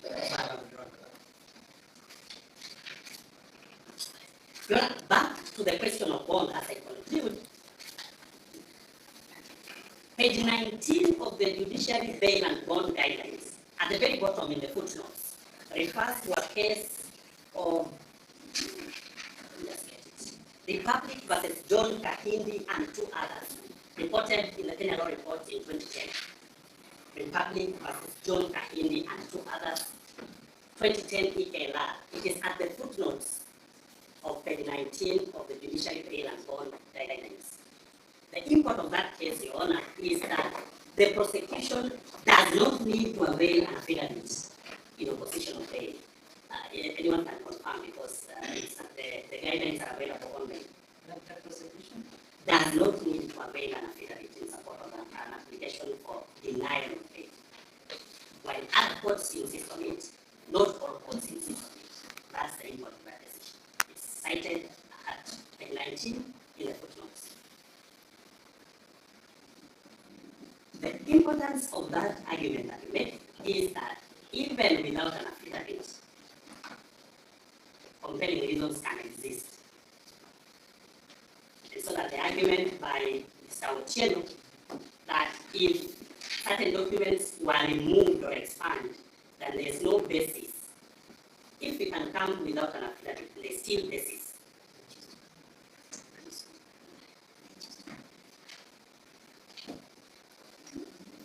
There's also the argument as regards saying that we are not proved. Sorry, Your Honor. We are now on your 12 minutes. 2 minutes and I'm done, Your Honor. I underestimated my abilities. I'm sorry. You can't admit that. No, your case, not abilities. I'm not doubting your abilities. You underestimated your case. Yes, yes.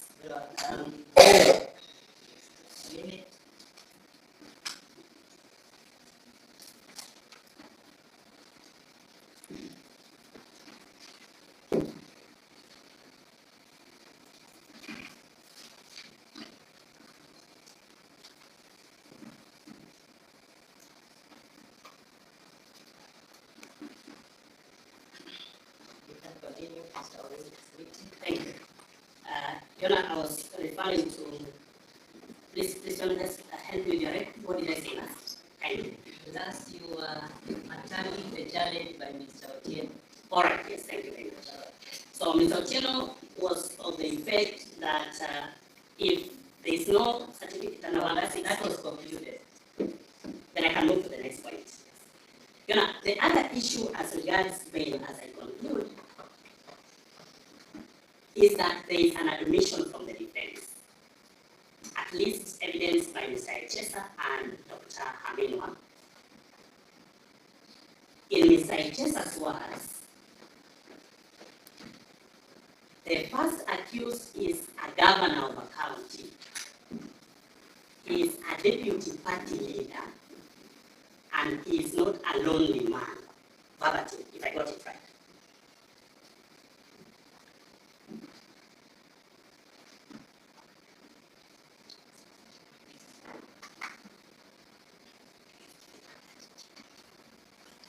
In the words of Dr. Haminwa, I don't know whether Your Honor will misquoted in my presence, especially in terms of understanding. I thought it was still points of law. You were not sure what you are objecting on. Is it points of law or what you say? As in, you have quoted my statement in my presence. Yes. You clearly misunderstood it, and you want to go to the next person without clarifying the question. Sorry, Your Honor, I have not interpreted what Mr. Echesa said. I have quoted it as I captured it. So the court can confirm that he said that the first accused is the governor of a county, is a deputy party leader, and is not a lonely man. I am quoting you verbatim. I may be wrong in my interpretation, but in hearing you, I can't be wrong. Of facts. Points of law. Your Honor, I'm coming to the point of law. I'm still quoting him. You cannot be the point of law. I am coming to the point of law. Yes, Your Honor, I'm still quoting him so that I come to the point of law. Dr. Haminwa, on the other hand, says that the people in the first accused area were mad yesterday as a result of his arrest. Those are two admissions as to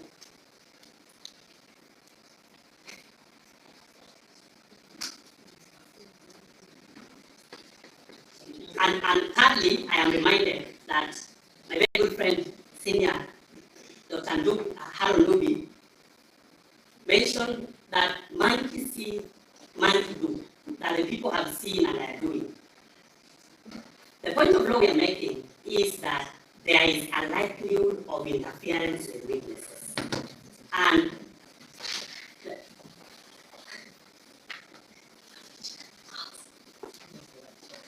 that the influence of the first accused is admitted by his counsel on his behalf. And that it is not far-fetched that he would interfere with witnesses and investigations. Your Honor, Clause 4.9 sub-clause E of the Judiciary Bail and Bond Policy Guidelines talks about likelihood. Yes, sir. I am done. That is my last point. 4.9 sub-clause E of the Judiciary Bail and Bond Policy Guidelines talks about likelihood. It doesn't say certainty as proposed by Mr. Nedwood. If there is a likelihood because of that influence, there is a compelling reason you must deny bail. And standard of proof is on a balance of probabilities. I thank you for being patient with me. I am such a mouth, and we urge you that we have established compelling reasons to deny the first accused. Thank you, Mr. Your Honor.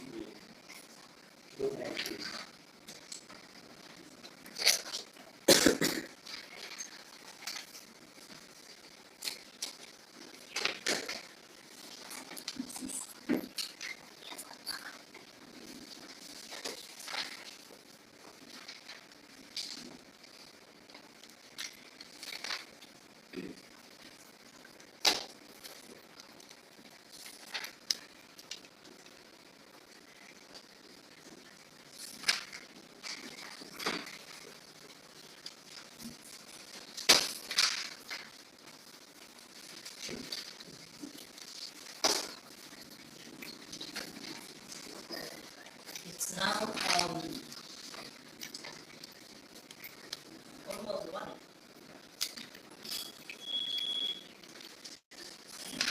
Let me please go up.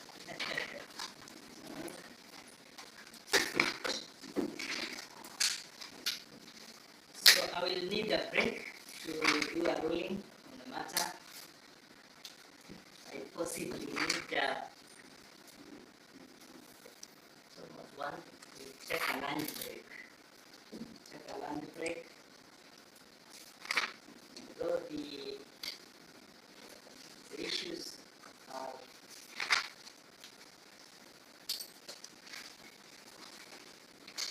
coming into millions, I will try the best to do it in 1 hour. And Dr. Hamidwa encouraged me to deliver a decision, give reasons later. Unfortunately, we have not been facilitated that way by our procedures. For the Court of Appeal, for the Supreme Court, they are facilitated properly by dint of their own procedures. But for the subordinate courts, that actually can give ground to suspect of my abilities and competence, which I do not wish. So we take a break. We resume at exactly 2 for the ruling. Much obliged.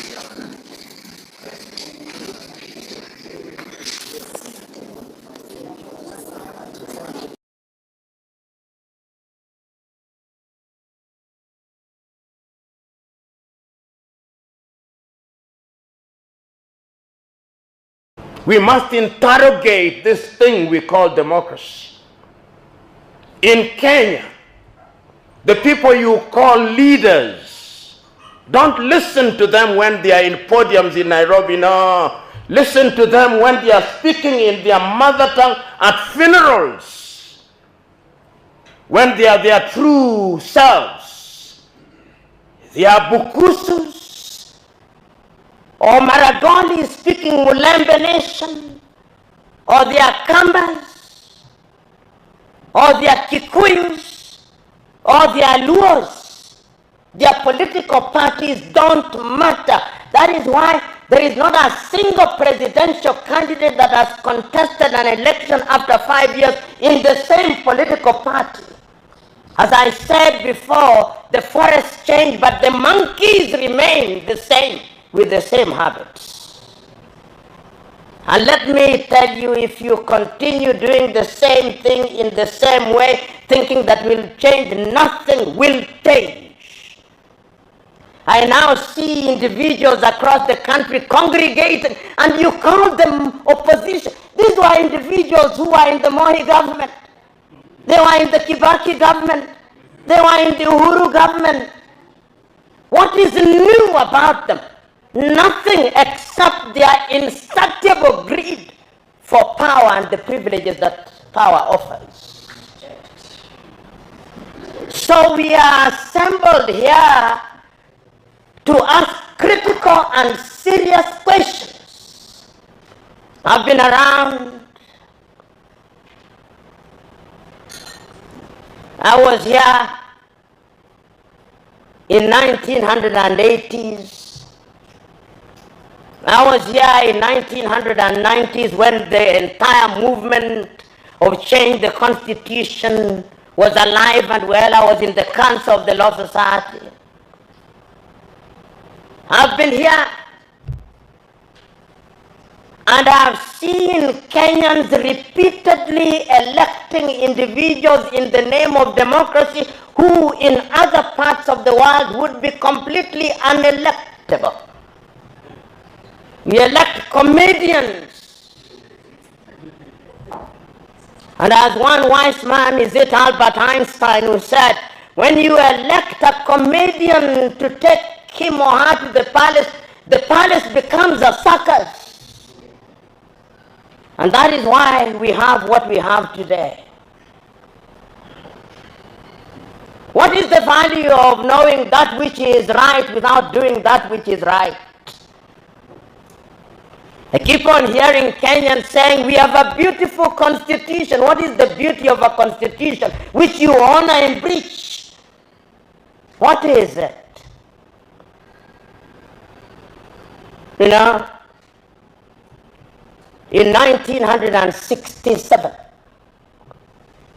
the late Tanzanian President Mwalimu Julius Kambarage Nyerere was asked, what is the secret of development? And he said in Swahili, siri ya maendeleo ni watu, ardhi na siasa safi. And he added, siri ya maendeleo ni vijana wenye malezi bora, siha njema na bongo kali. And then he said, ukimwona mtu anakimbia sana kwenda ikulu, mkwepe kama ukoma. Kwani kuna biashara gani ikulu? He posed rhetorically. Ikulu ni mahali patakatifu, msilibadilishe kuwa pango la walanguzi. We Kenyans hold meeting after meeting in boardroom after boardroom, in workshop after workshop, but we are unmoved and untouched. The question is, when will we have our journey to Damascus? Like Saul of Tarsus, that we may change. Are we ready for the change? Are we prepared to do that which is right and good because it is right and good? I was involved in the process of making the Constitution jointly with others for 5 years. We produced the Boma's draft. We made many recommendations, some of which were retained in the current Constitution. We said Nairobi should not be a county. You made it into a county. We said we should have no more than 18 counties. Between 14 and 18, you created 47 of devolved units, each of which a governor thinks he or she is running a country. The United States of America has only 50 states with a GDP of 23 trillion United States dollars. Nigeria has only 37 states. India 37. China 30 provinces. South Africa 9 provinces. We have 47 counties with 47 governors, 47 deputy governors, 47 speakers, 47 deputy speakers, and you tell me that we are going to grow? When a county raises 400 million in a year and consumes 2 billion in a year, we can't grow. Even if there is divine intervention. We can pray and fast all we want, but nothing is going to change until we change. We have individuals in positions of leadership who do not care. They are unmoved and untouched.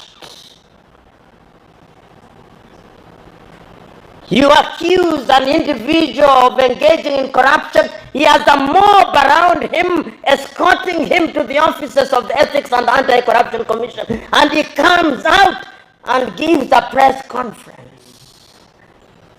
Corruption is the most profitable business in Kenya today.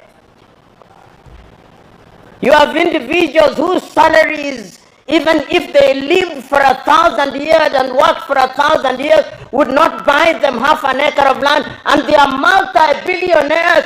They have never won any lottery, never made any discovery, and we celebrate them as successful men and women, and we elect them to boot. As Dr. Waindi said,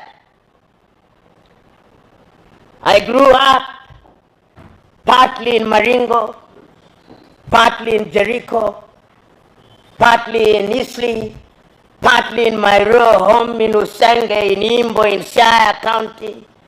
When I was sick, you would go to the dispensary and you would find medication. Today, unless you are suicidal, you don't visit any of those outfits.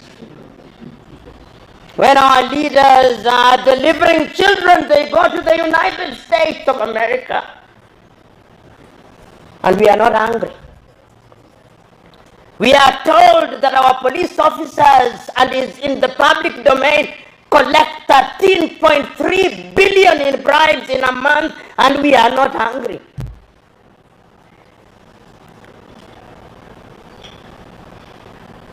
Young Kenyans, the task is yours. Choose you now. Whether you want to be Kambas and Luos and Luhias and Kikuyus, or you want to be Kenyans, with the tribe only being for cultural reasons. Samora Moises Machel said, if the new African nation is to thrive, the tribe must die.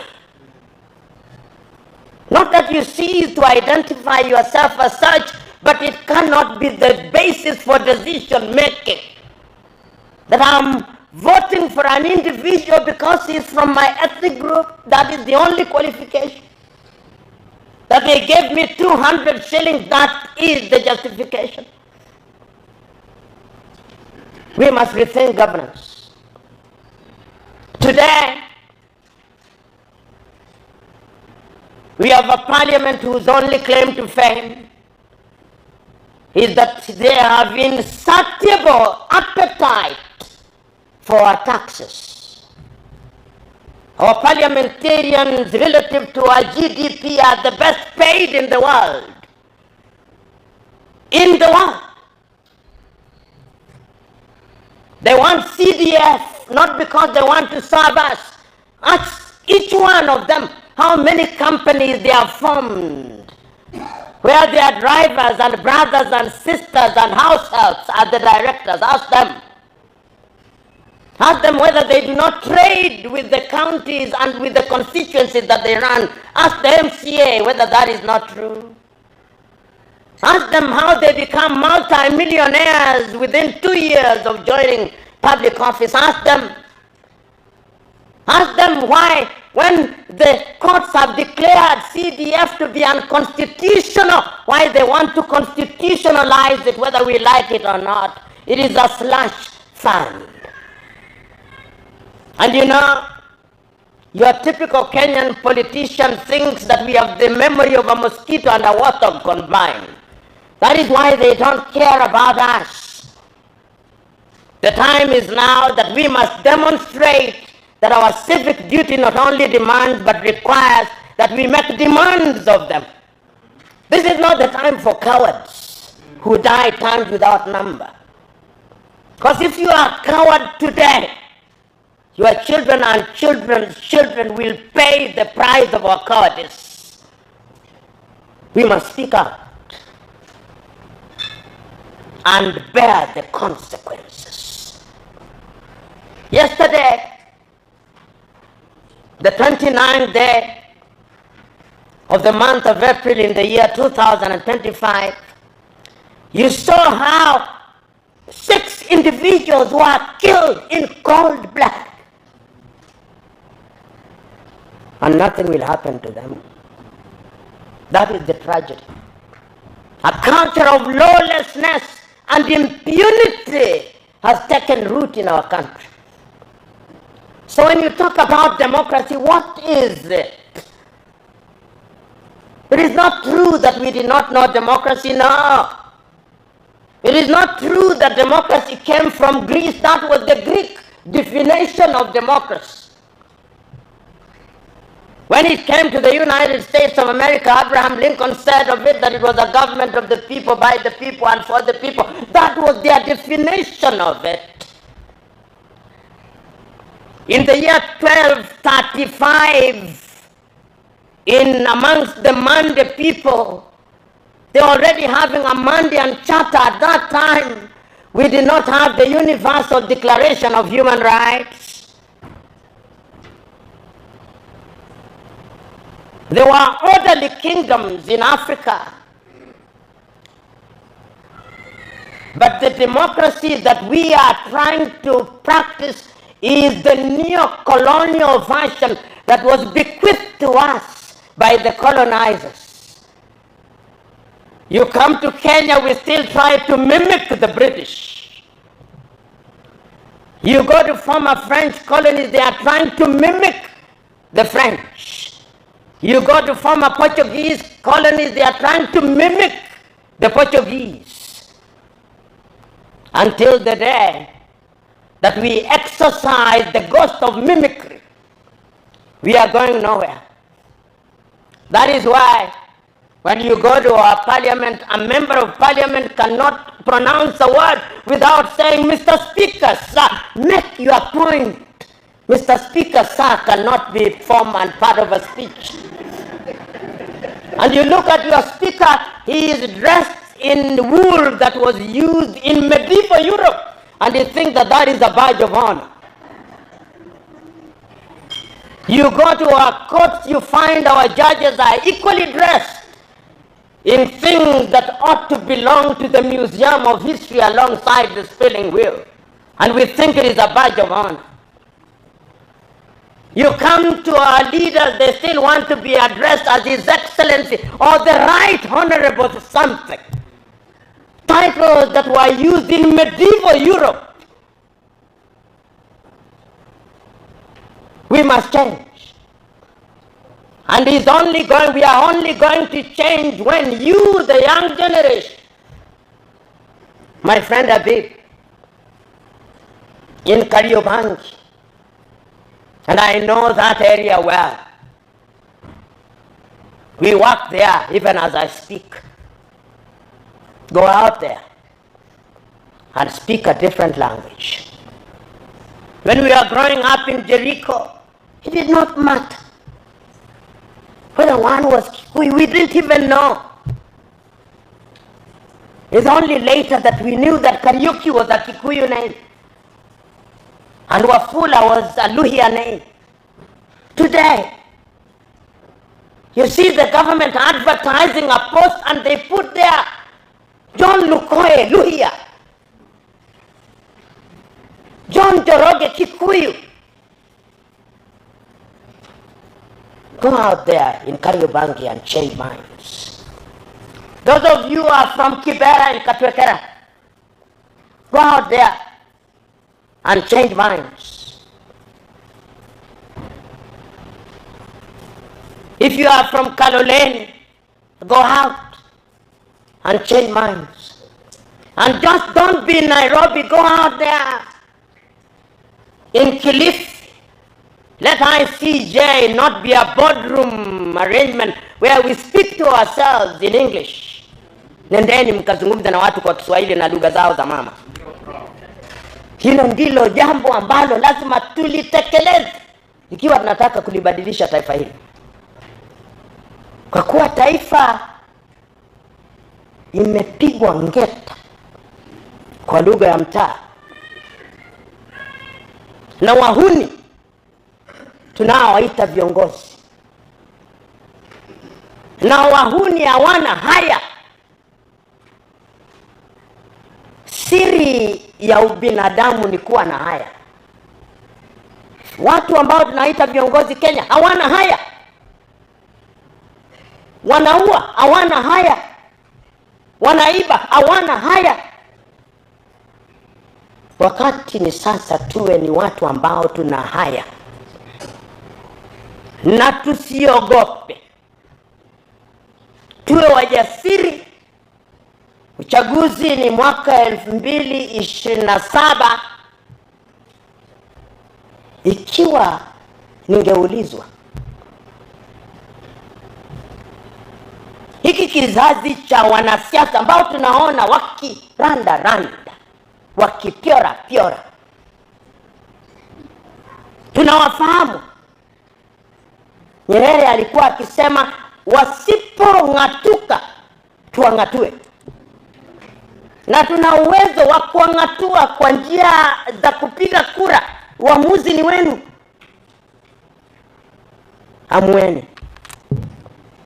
Amueni. Na namalizia hivi.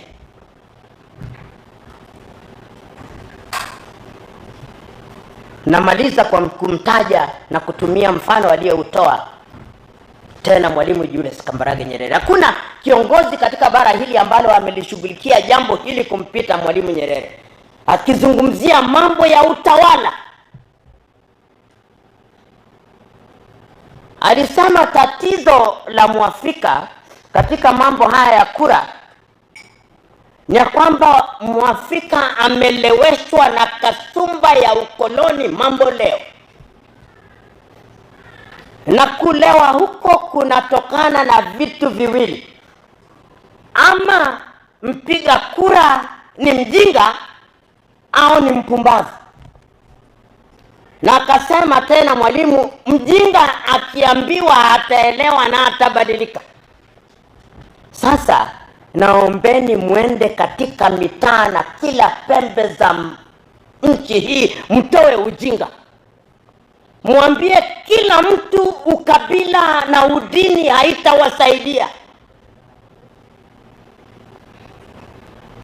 Na pia akasema ya kwamba kuna wapumbavu. Mpumbavu ni mtu ambaye amepumbaa. Hata ukimweleza hasikii. Ni wachache sana wapumbavu.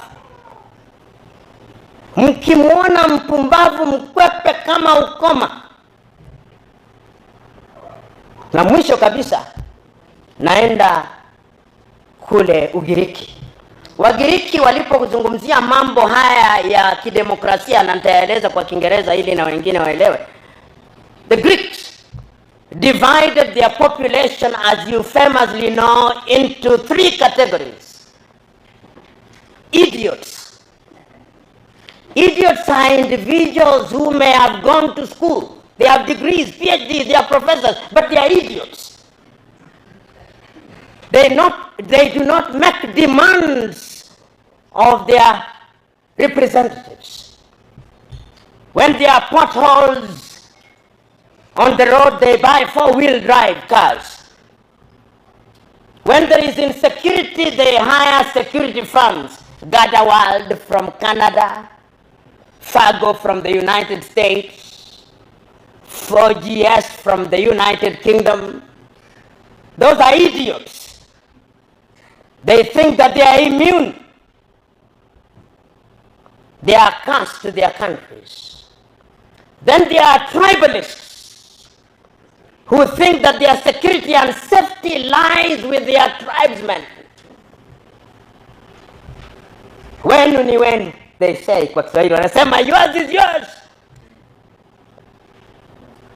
Mokamba kevindia. Odu adu. Modo wa nyuba. Those are tribalists. Shenu ne shenu murembe. Those are tribalists, and they are a danger to our country. The 3rd category are citizens. The people who look at Kenya and they know that Kenya belongs to us and the generations yet to be born. And they want good roads. They want good schools where you do not know whether you are in CBC or CBE. You never know what we are doing. They want security. They want opportunities for our young men and women. They don't want our young men and women to be exported to Myanmar, to be exported to the Arab world in modern day slavery. Those are that they are lived Bongo in Gabon, remind them. Remind them that they are lived Jacques-Claude Duvalier, they are lived Fez al-Assad and Bashar al-Assad in Syria, and they are no more. In Syria, and they are no more. Remind them.